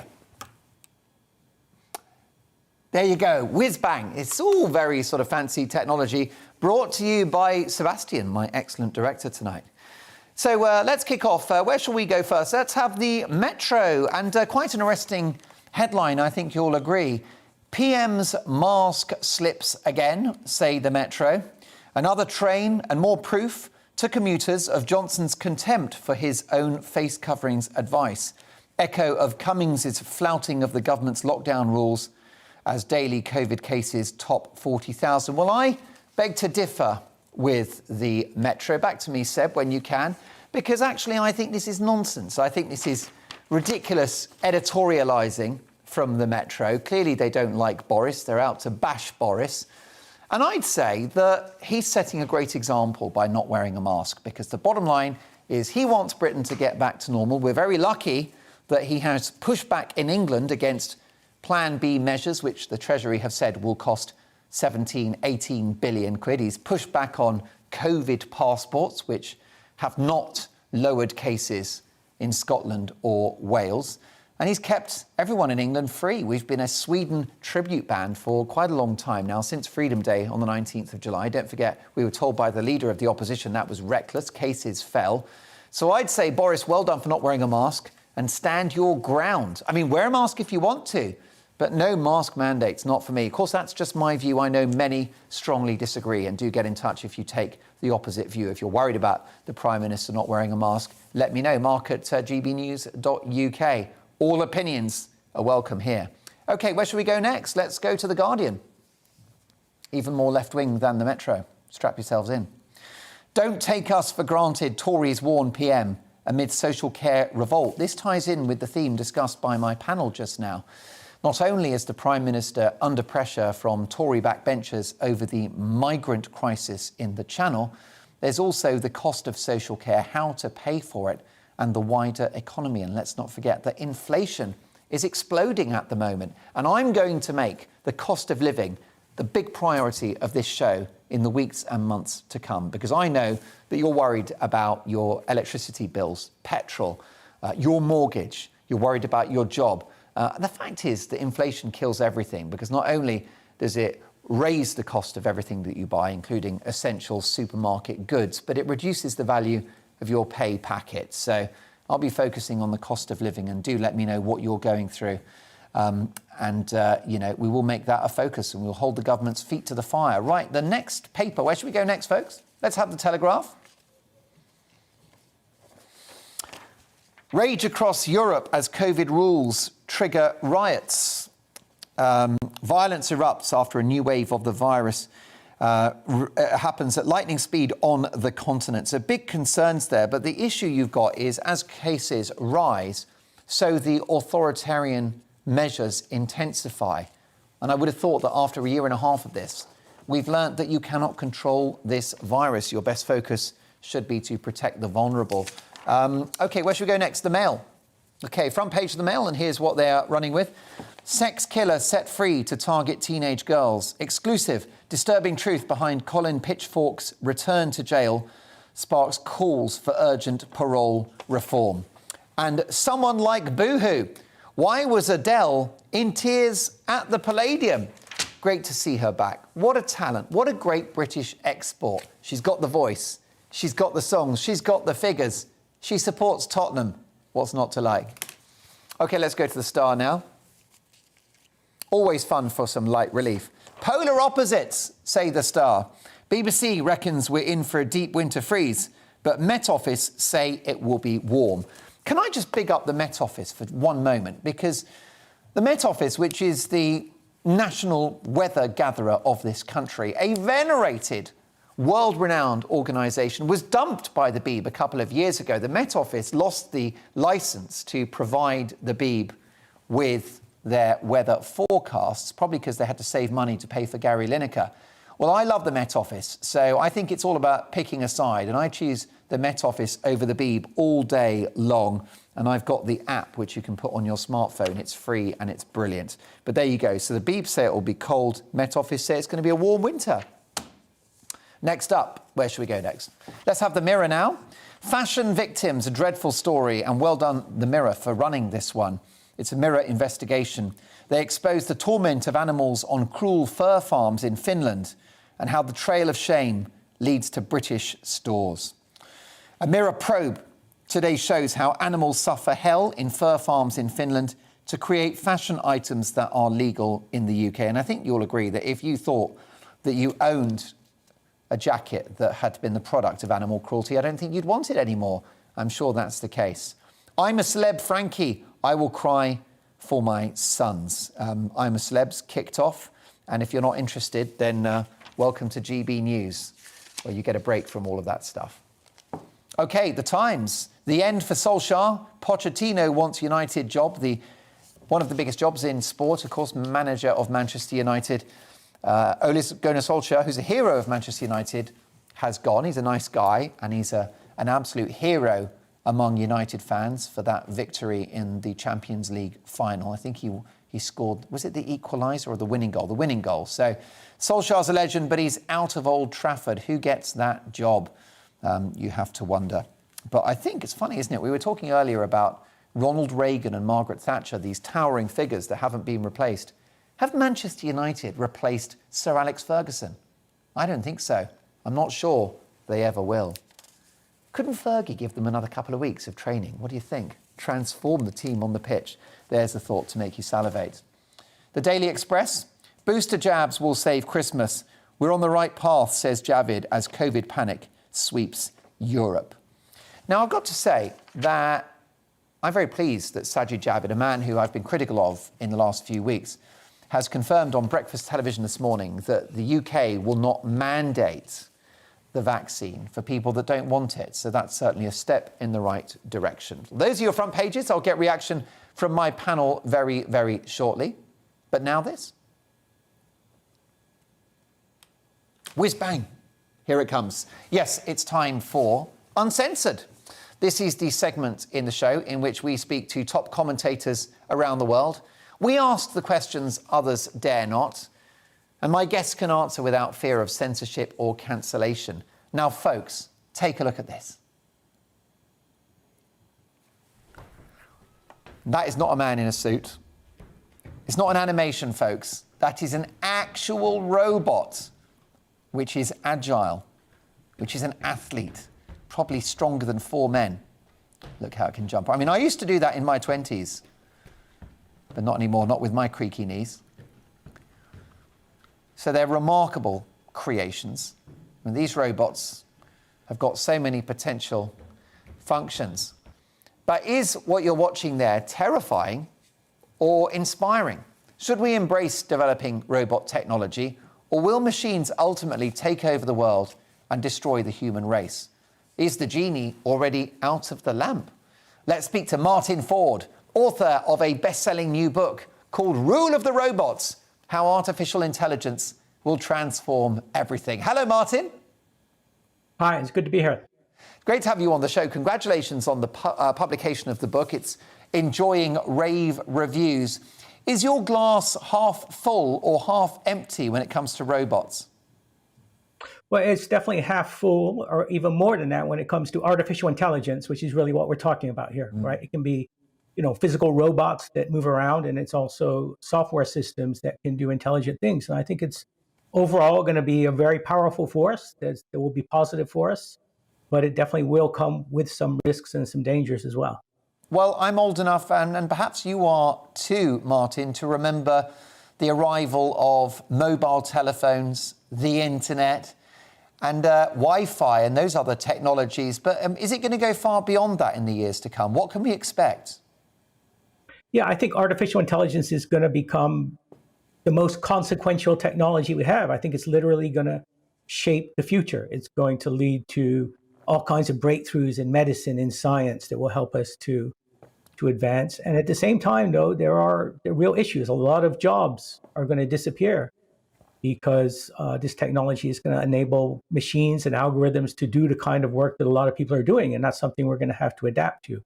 So and then at the same time, Martin, sorry to interrupt you. What sort of jobs do you think will go? Any kind of routine, predictable job. If you are doing something where within that job you do the same kinds of things again and again in a predictable way, it's going to be subject to automation. And it doesn't matter if it's what you might think of as a blue collar or manual job where you're doing physical work, or if it's knowledge work, if you're a white collar, an office worker, sitting in front of a computer doing relatively routine things. All that kind of work is ultimately going to be, vulnerable to automation.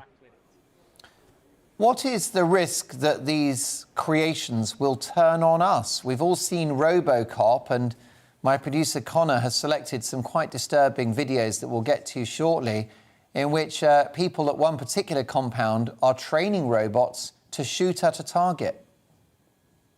Right. We don't have to worry about the robots turning on us anytime soon, because what we have right now is very limited artificial intelligence that can do very specific things. We're nowhere close to building a machine that can think like a human being and then maybe to decide to do something we don't want it to do. That's probably at a minimum decades away, maybe 100 years away. We definitely, though, do have to worry about artificial intelligence and robots being weaponized. Being, autonomous drones that could attack people, this kind of thing. And it's not about the machines doing this of their own accord, deciding to harm someone. It's about other people, which could be, for example, terrorists, getting a hold of these weapons and then using them to attack people. And this could be, very terrifying, frankly. And of course, Martin, you'll know about Luddites, those figures in history who used to break into factories and destroy machines because they were worried that jobs would be lost. Of course, that was early in the Industrial Revolution. There was a guy called Ludd who led those revolutions, hence the term Luddites. Do we have modern-day Luddites? Is there much pushback to this artificial intelligence? There definitely is some. For example, you see some unions, organized labor that have pushed back against this technology. So I don't think that's so much the issue as finding a way to adapt to this. I mean, definitely if we allow this to unfold, if it does have a big impact on the job market, if people begin to lose jobs or earn less money as a result of this, then you will see a lot of political disruption and pushback. So we'll need to adapt in terms of the way we've organized our society. Things like a universal basic income might be a partial solution to this at some point in the future. So, Martin, what can we look forward to, given the fact that you're largely optimistic about the future and the future opportunities of artificial intelligence? Could you just give me a sort of snapshot of how life might be for my viewers in years to come when AI is an even bigger part of our lives? Right. Well, we'll have certainly much more capable personal assistants in the same way that you can talk to Amazon's Alexa now or your smartphone. That's going to get dramatically better. We'll be interacting with AI in all kinds of different ways, in ways that really amplify what we can do. And this technology will be used in the business world to become more efficient. It will be used by scientists to make breakthroughs, to produce new technology. It's already, artificial intelligence is already being used, for example, to discover new drugs. So you're going to see medical breakthroughs as a result of this. When you go to the doctor's office, certainly you will see you'll be in a situation where AI is utilized, and this should make medical services more affordable, more accessible to people. So it will, in many ways, make our lives better and more productive. We just have to watch out for the potential dangers that come along with it. What about the environment? Because I know that your book focuses a lot on the virtual side of things. AI, artificial intelligence software. So much of that is in computers and it's in the cloud. But what about all of these robots, all of these physical devices? Is that not bad news for the environment? And who's going to pay for all of this? Well, it does have environmental impacts. I mean, obviously, not so much about robots, but the cloud computing facilities that you mentioned, they use enormous amounts of electricity.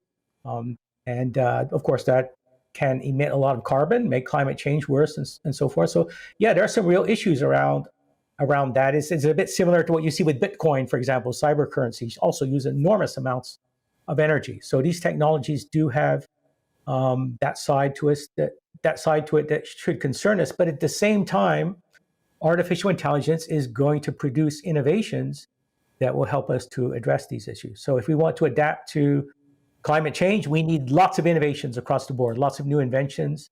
AI will help us to do that. And what about these robots? I mean, some of them are remarkably athletic and reliable. Will they be able to come around and vacuum clean the house? Perhaps they've got a built-in vacuum cleaner in their arm. Can we be friends with these robots eventually? Could we marry one? Well, someday perhaps, but, for right now, again, these are very limited technologies. Now, you saw that video of the robot running around and it was very impressive, but the truth is that was a remote controlled robot. It wasn't acting autonomously.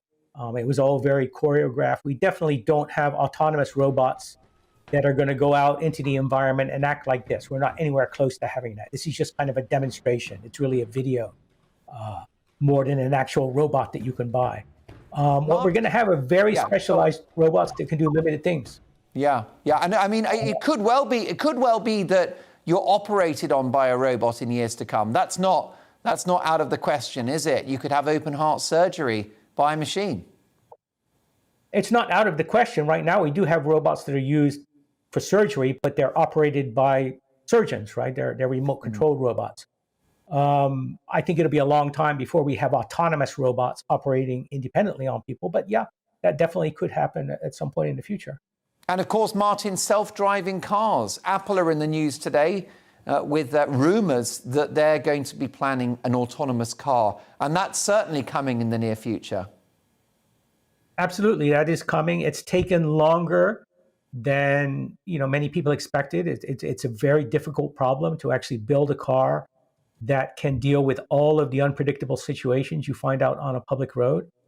So I do think that's coming. It may take, still 5-10 more years before we really see that kind of technology available to us. What we're going to see is robots really take off in controlled environments. For example, inside an Amazon warehouse, where you have all these workers that are already working with lots of technology, but those robots are going to get a lot better, and they're going to be able to do more and more of the work that's now being done by people in those environments, and that's really going to have an impact on the number of people working in those kinds of places. Martin, you've cheered me up. Bring on the brave new world. Congratulations on the release of the book, Martin. As I say, it's winning plaudits across the board. The book is called Rule of the Robots, How Artificial Intelligence Will Transform Everything, and it's by Martin Ford. Martin, thanks so much for your time. Thanks for having me. Brilliant stuff. Well, look, still a human being presenting this show for now, and it's lovely to have your company. At the end of the show, at 11:40 in fact, we're going to play another great British game show. So is the pursuit of wellness actually making us unwell? This obsession with our health is apparently bad news for our health. So my panel and I, and you at home, will play a game to see how good some wellness techniques are and which are complete bunkum. You're going to love it. That is the Great British Game Show at 11:40. But I'm bringing the panel back in now. We've got some big topics to get through. Did you purchase or adopt a pet during lockdown? Well, so did another 3 million people. 3 million people! But could this rise in pet adoptions be a perfect storm for vets in the coming months and years? My panel and I will discuss that after this.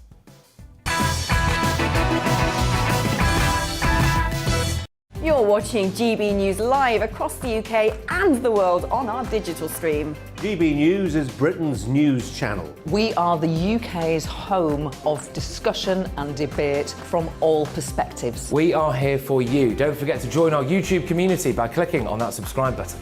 And if you want the GB News app, you can click and catch up on programmes anytime. We love to hear from you, so email us. gbviews@gbnews.uk. Thanks for being part of the GB News family. My name is Andrew Doyle. Join me every Sunday evening at 7 p.m. for Free Speech Nation. This is a show where we address current affairs and news stories of the week with the help of two wonderful comedian panellists. I brought in comics because I want to give it a lighter edge, and also they work for less. See you there.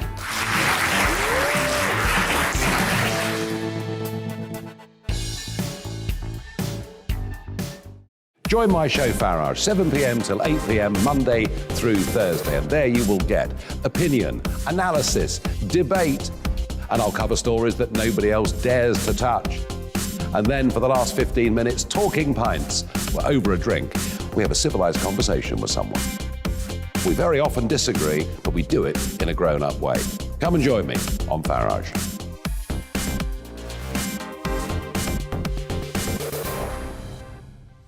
I'm Colin Brazier.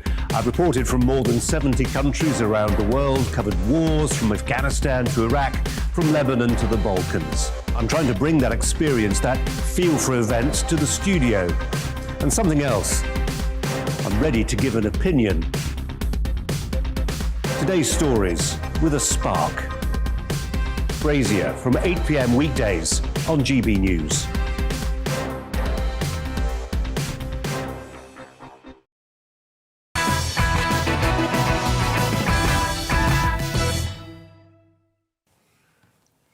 Well, lots of emails coming in across many issues. Howard has said, hi, Mark, your guest Martin Ford on robots says that terrorists may program artificial intelligence to attack human beings, but I'm worried about its use for general population policing. The Chinese Communist Party are already having people followed by drones. These drones are already equipped with video cameras our guns next. I think you raise a really, really good point on that one, Howard. Not just weaponised by terrorists, but by tyrannical governments. And we've seen a few of those in the last couple of years. Still with me, my brilliant panel, Lizzie Cundy, Emily Hewitson, and the wonderful Andre Walker. Now, what should we do next? We do have the newspaper. Is that ready, Sebastian? Let's go for it. And here it comes. Booster jabs on the way for all adults to beat the winter wave. Adele's stunning concert return. And PM faces growing rebellion over social care reform. Brilliant stuff. Well, let's get to our first topic in the news agenda. Got plenty to squeeze in between now and midnight. Don't forget, in a few minutes' time, the Great British Game Show. But first, 3.5 million. That's how many households have taken on a pet since the first lockdown. 3.5 million people. I honestly can't believe that figure. Lead surgeon, Dr. Lara Wilson, at the Vets Now Pet Emergency Hospital in Glasgow, told The Independent no one could have predicted a pandemic would lead to a boom in pet ownership. Whilst there are usually 2,000 vacancies available in the UK veterinary sector per year, only 900 British vets qualify out of those. The pet hospital has stated the accumulation of a 75% increase in cases over the past 2 years, the vacancy gap left behind by the EU, vets and travel restrictions have had the biggest impact of all. Now, we love our cuddly friends, but was the lockdown pet boom irresponsible? Lizzie, what do you think? Did you buy anything furry in lockdown? I love a little... You know, I'm a big animal lover, Yes, and I you do are. a big dogs charity campaign with our friend Simon Gower. We go Yeah. to Barbados, I rescue dogs, and... But it does worry me through lockdown. So many of my friends wanted pets because they were lonely. You know, they couldn't see their mum, their partners, they were separated, and it worries me. As I say, pets not just for Christmas or just for lockdowns. Yeah. And they are a responsibility. And, you know, dogs do need to have you there majority of the time. It's like having a baby. You can't just have it for when you're lonely or you need company. Doesn't Simon Cowell normally rescue foxes rather than dogs?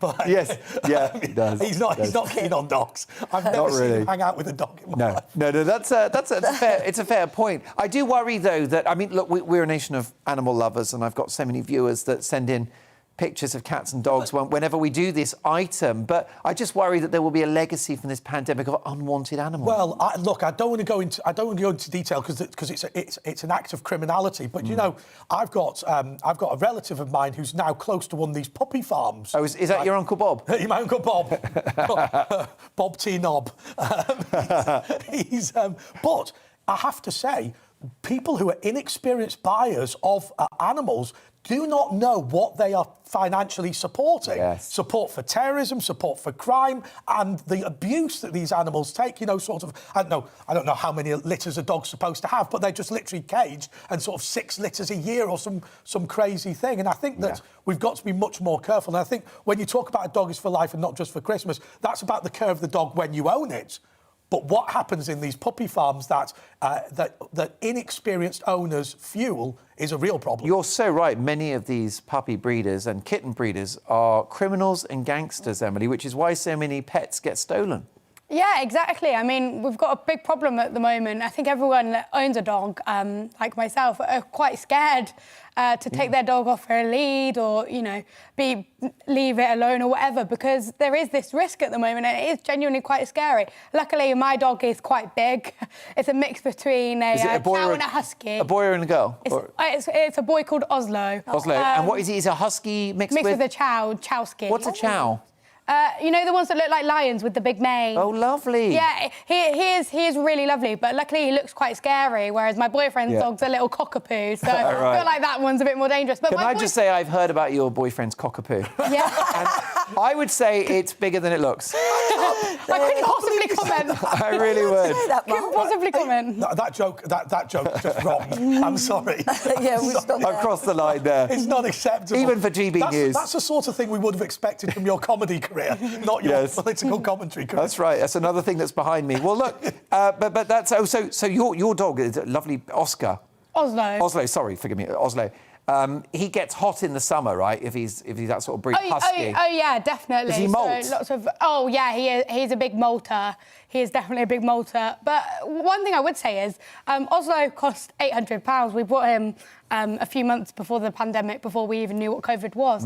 My boyfriend, who brought his cockapoo, I think it was 6 months ago, paid £2,000. Like, pet prices have exploded on an unprecedented scale. And you can kind of feel sorry for vets in some ways. But at the end of the day, they are stealing a living. Yeah. Not in terms of the work they do, but the prices they charge. I think it's £50 just to get your pet looked at. So yeah, vets are very expensive. You know what that reminds me of? It reminds me of... I went into my local computer shop and sort of people with 5 laptops because they all had to work from home. Yes. And the fact that computer components have become so rare, there's just been a huge change in the market. But of course, the end of this story, with all of these changes in the economics, is the way that we've killed our high streets, we've killed our local shops, whether that be a local animal breeder or whatever, in favour of these big factories out of town that deliver to your door. I think it's not just a problem with pet ownership; it's a problem right across the economy. But thankfully, there are new laws against the poppy farming. I mean, that is really, hopefully, going to be put to a stop. There are really tough new laws that have been passed. And as a real animal lover, I mean, animals bring you such joy, their company, you know, and I love animals, but you really have to realise they do take up a lot of time. And if you're working out, and it costs a lot of money. And you're not going to, you know, thankfully, we're not locked in anymore, you know, and that's the worry. I absolutely love animals. I had one for lunch today. It was absolutely fantastic. Yeah, you sent me a picture of it, actually. I'm an animal lover, believe me. You sent me a photo of his dinner. I did. And it was basically half a cow. No, it wasn't. I'll tell you what we'll do. We'll show you Andre's dinner before the end of the show, OK? Brilliant stuff. Now, a 30-year-old Geordie Shore star who brands himself too famous to get a job has made headlines for his cosmetic surgery, partly paid for by COVID grants and benefits. Grant Coulson, there you go, clues in the name, he's called Grant, splashed the cash on a hair transplants and new teeth in Turkey, using £1,500 of COVID grants and £6,000 of saved benefits to pay for £15,000 worth of treatment. He told the Sun newspaper, "I'm only claiming what's rightfully mine. I'm not breaking any laws, and I needed to undergo this surgery to increase my confidence." So should there be restraints on what you spend your benefits on, Lizzie? Yes, I do. I think really there should be. I mean, this is outrageous.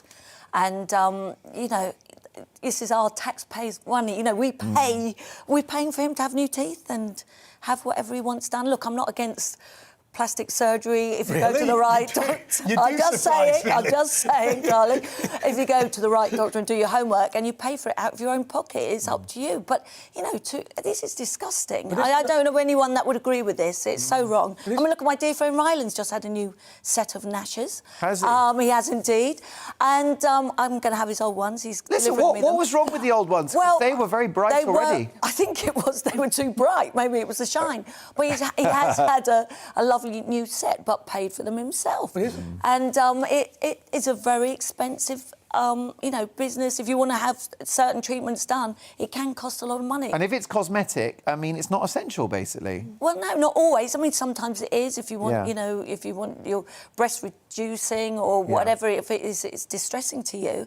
But, you know, to have this on taxpayers' money, this is just disgusting. I mean, would you introduce something strict? I mean, would you, for example, try to establish a system in which people receive... Well, yeah, thank you. Vouchers. Food stamps, something like that. You essentially, there's a kind of online account and it works at Tesco for a pint of milk or a loaf of bread. You have your bills paid with this and your food bills, Is that not a bit like the sort of Chinese Communist Party, though? Well, no, it isn't. When someone's actually, I want to say, you know, Mickey-taking here, really it is. It's really wrong.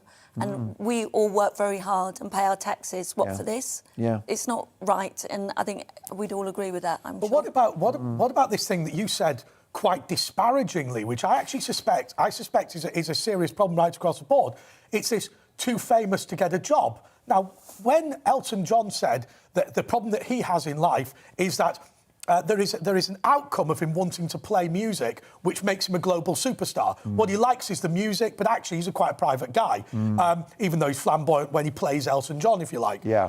One of the problems is when you are famous for having no talent, like in Geordie Shore, you can't monetize the fame when you leave the show, right? So very often these reality TV stars have no value, and so when they can't get a job in Tesco's because people keep bothering them for being famous, then they can't actually get a job in the entertainment industry because they don't have any talent. And I think that is actually something that the TV companies that benefit from these people need to remember, because there are plenty of people who are rendered unemployable because of this.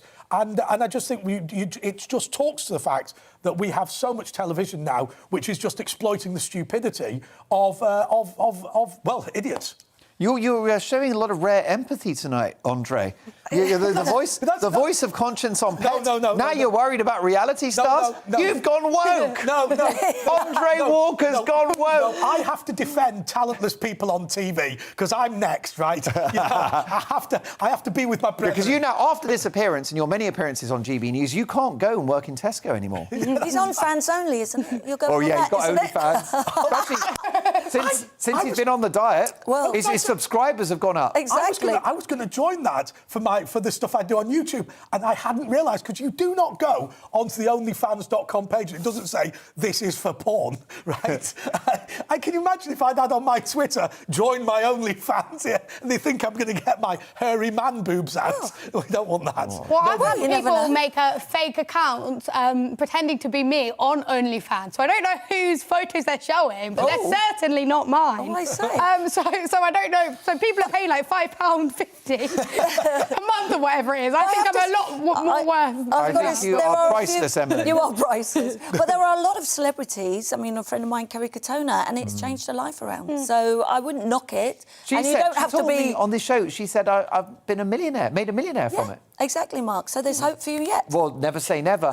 But I've not reached my target weight yet. But listen, talk to my personal trainer. I should ask you, Lizzie, that you know lots of reality stars, and I think Andre raises a good point, which is that some of these people achieve a degree of fame, and it might be hard for them to kind of go back to Civvy Street, and yet they're off the box, and that's a difficult place to be, don't you think? Yeah, and it's very tough, and that's where we've talked about these reality shows like Love Island and The Big Brother when it was on, how they cope when that, because everyone knows them at the time, and then the phone stops ringing, and then we have the mental health issues.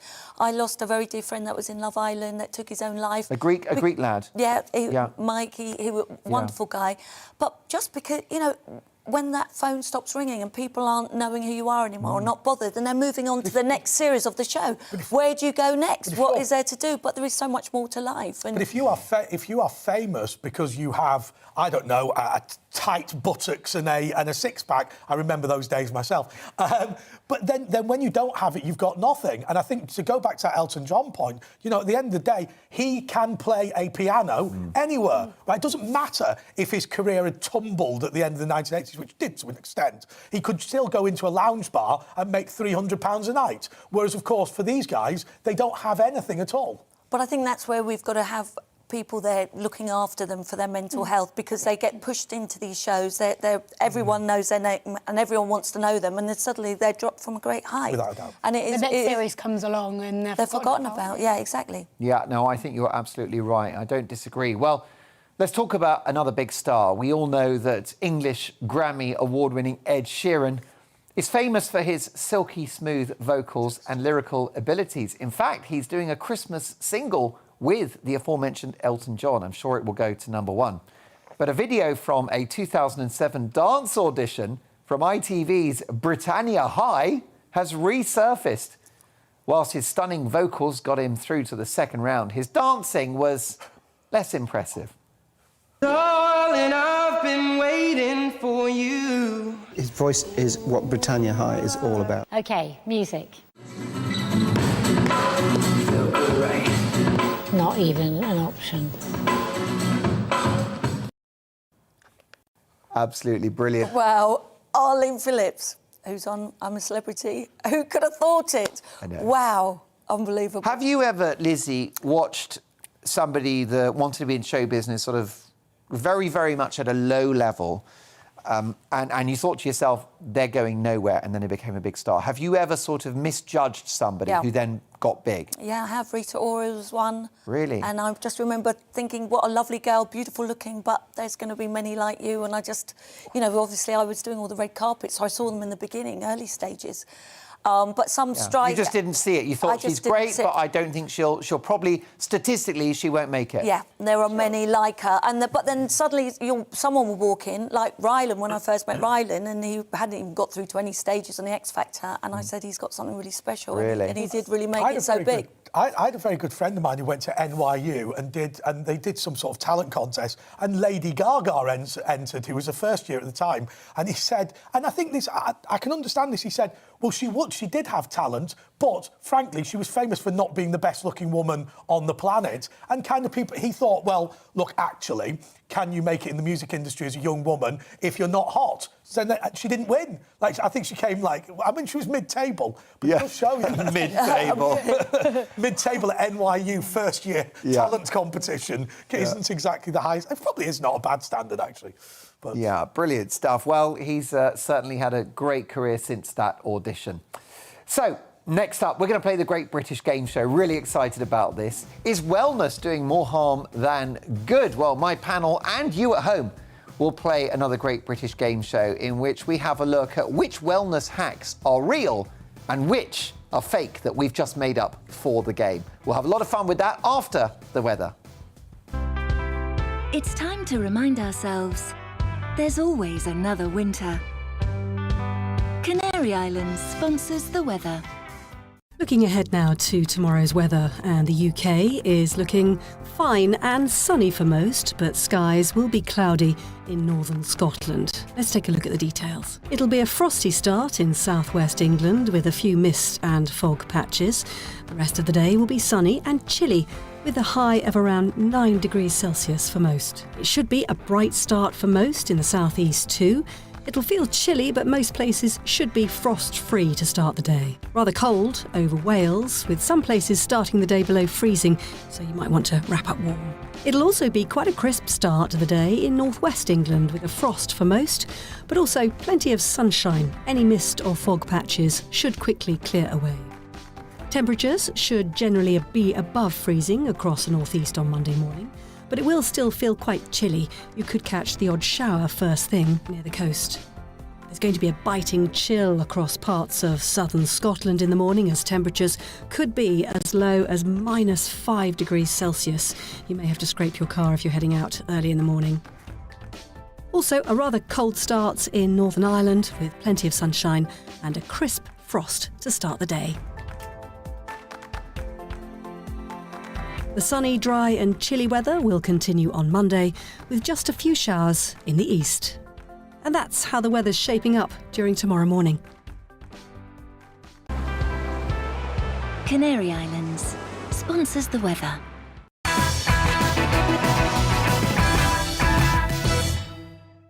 You're watching GB News live across the UK and the world on our digital stream. GB News is Britain's news channel. We are the UK's home of discussion and debate from all perspectives. We are here for you. Don't forget to join our YouTube community by clicking on that subscribe button.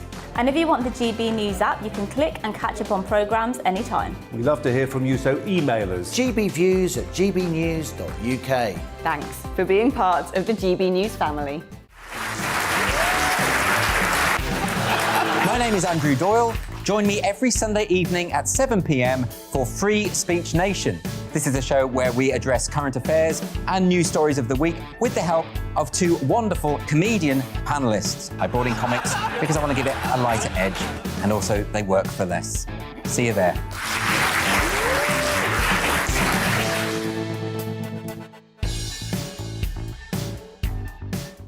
Join my show Farage, 7 p.m. till 8 p.m. Monday through Thursday. And there you will get opinion, analysis, debate, and I'll cover stories that nobody else dares to touch. And then for the last 15 minutes, talking pints. We're over a drink. We have a civilised conversation with someone. We very often disagree, but we do it in a grown-up way. Come and join me on Farage.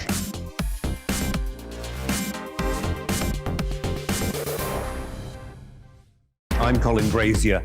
I've reported from more than 70 countries around the world, covered wars from Afghanistan to Iraq, from from Lebanon to the Balkans. I'm trying to bring that experience, that feel for events, to the studio.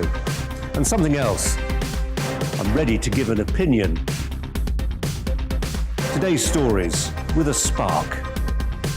Brazier from 8 p.m. weekdays on GB News.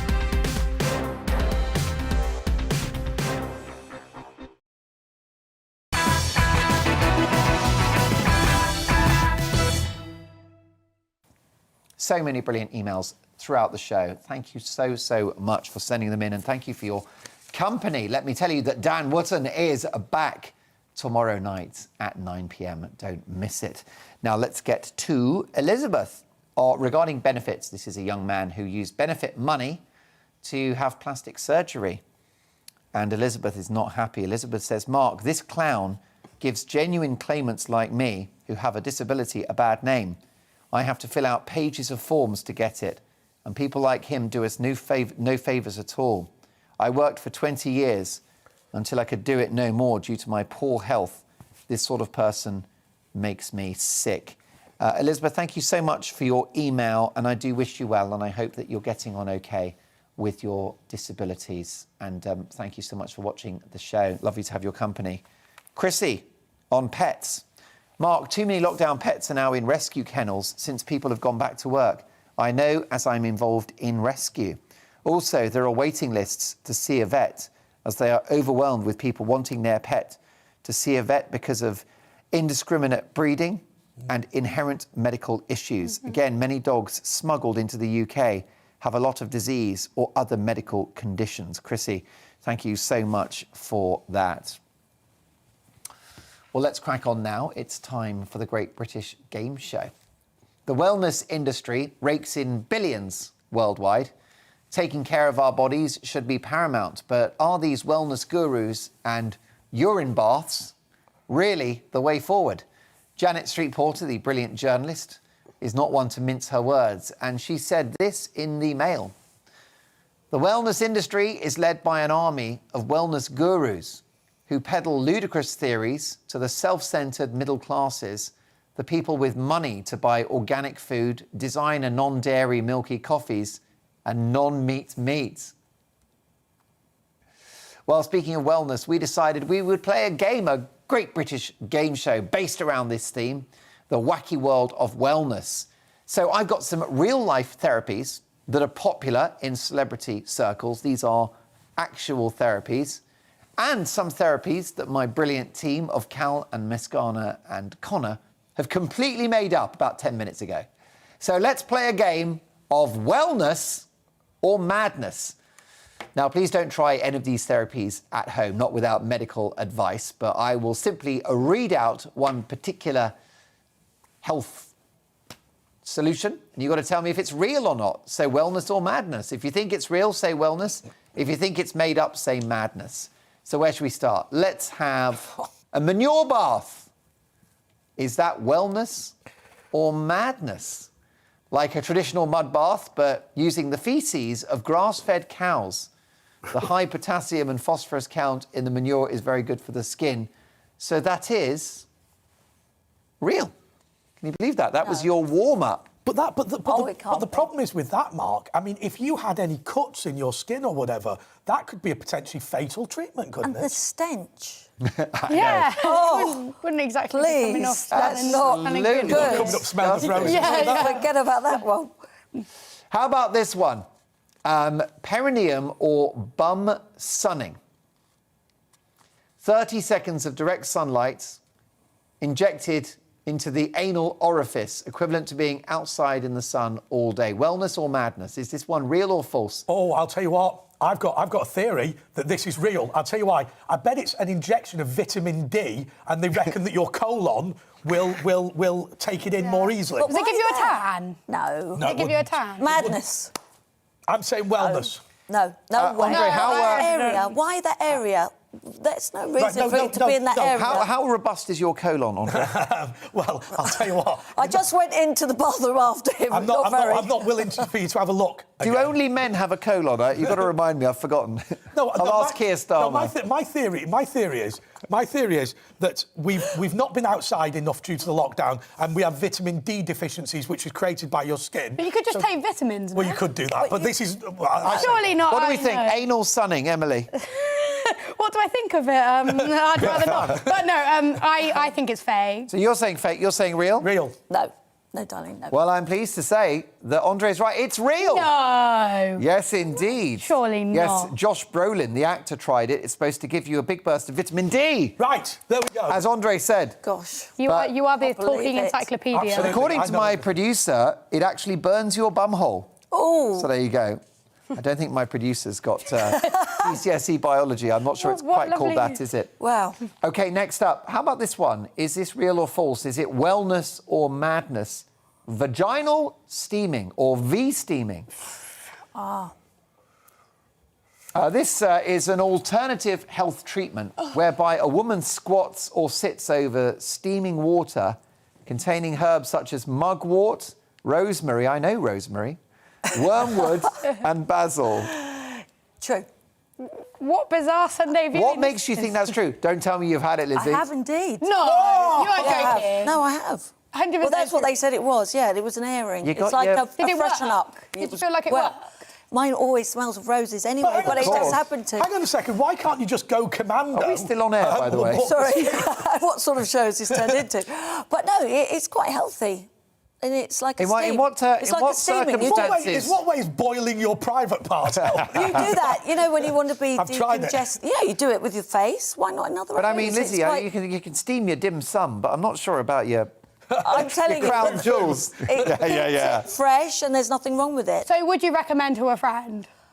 I would actually, yeah. OK. I would. Well, I can tell you, it is right. It is Could you imagine real. if you'd have said it was false? I know. I know. In the ultimate Believe double me. bluff. Yeah, you might need to go back to that spa. Which actually would prove that Lizzie Cundy could persuade anybody that some sort of fake treatment works. Yeah, exists. No, but it did work, and it worked for me. I was going to say, you know, Lizzie's paid for herself today because remember her fee. You could either pay GBNews could either pay her fee or personally finance Britain's independent nuclear deterrent. It's those two choices. Or another steaming session.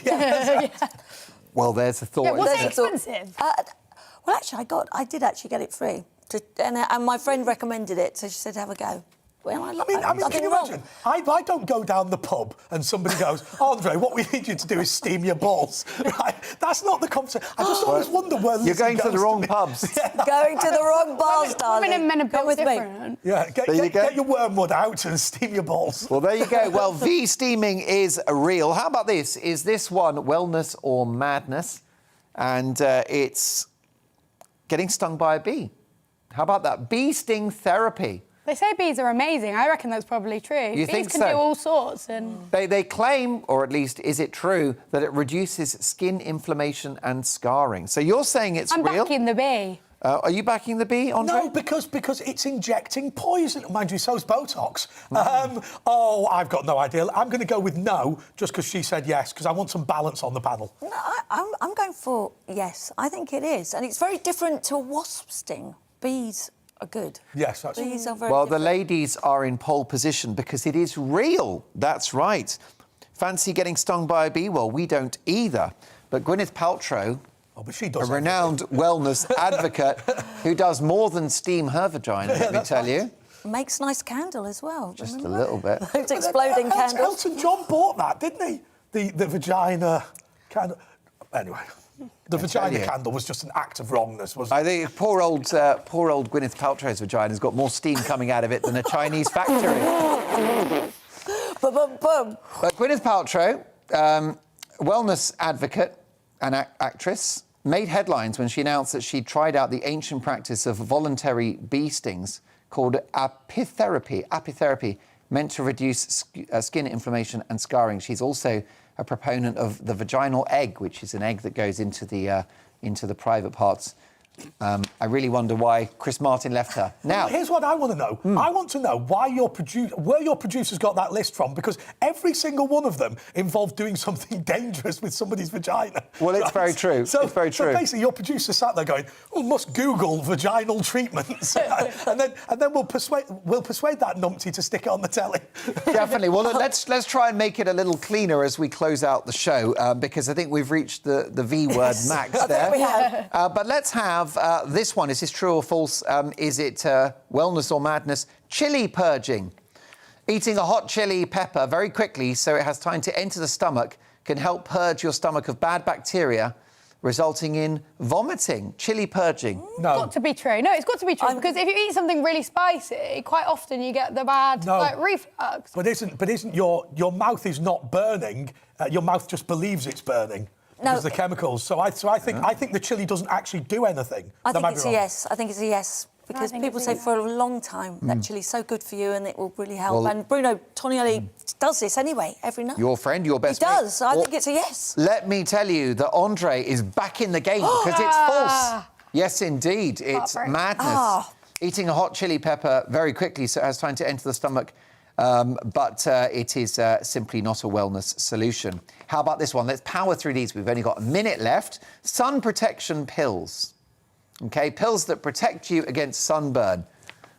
Yeah. Wellness or madness? I think that could be true. If they're true, I need some. Bit late for Donatella Versace. Oh, well, it is indeed. But I think it is true because they're doing this with making you happy tan. People take tablets now and injections. I think that's... Andre, wellness or madness? Yeah, I'm with Lizzie. I think that there are chemicals you can take and vitamins you can take that will improve your skin's susceptibility to the sun. Why don't more people do it then? Because you still get all the people... made up. And you still get all the Brits on holiday, don't you? That are just bright red. What makes me laff? What makes me laugh is the crispies. You know, when you see them and they're all really brown, then they've got the crispy stomachs. They're disgusting. OK, well, look, we've only got a couple of seconds to go. How about this one? Raspberry stretching. OK, and this is blowing a raspberry on someone's abdomen as a kind of stretching of their skin after a hard ab workout. The raspberry releases tense muscles in a way that conventional stretching can't. So you just... like that. You blow onto the skin. Come on, Lizzie. There's nothing wrong with doing a raspberry. No, I'm not going to try it out on you. I refuse. OK, so wait for a moment. No, but I don't think that's true. It's fake. It's fake. It's fake and it's a phony. It's a draw. And here is a photo of Andre's dinner. Delicious. There we go. High protein, low carb. Thanks for your company. See you on Friday at 9.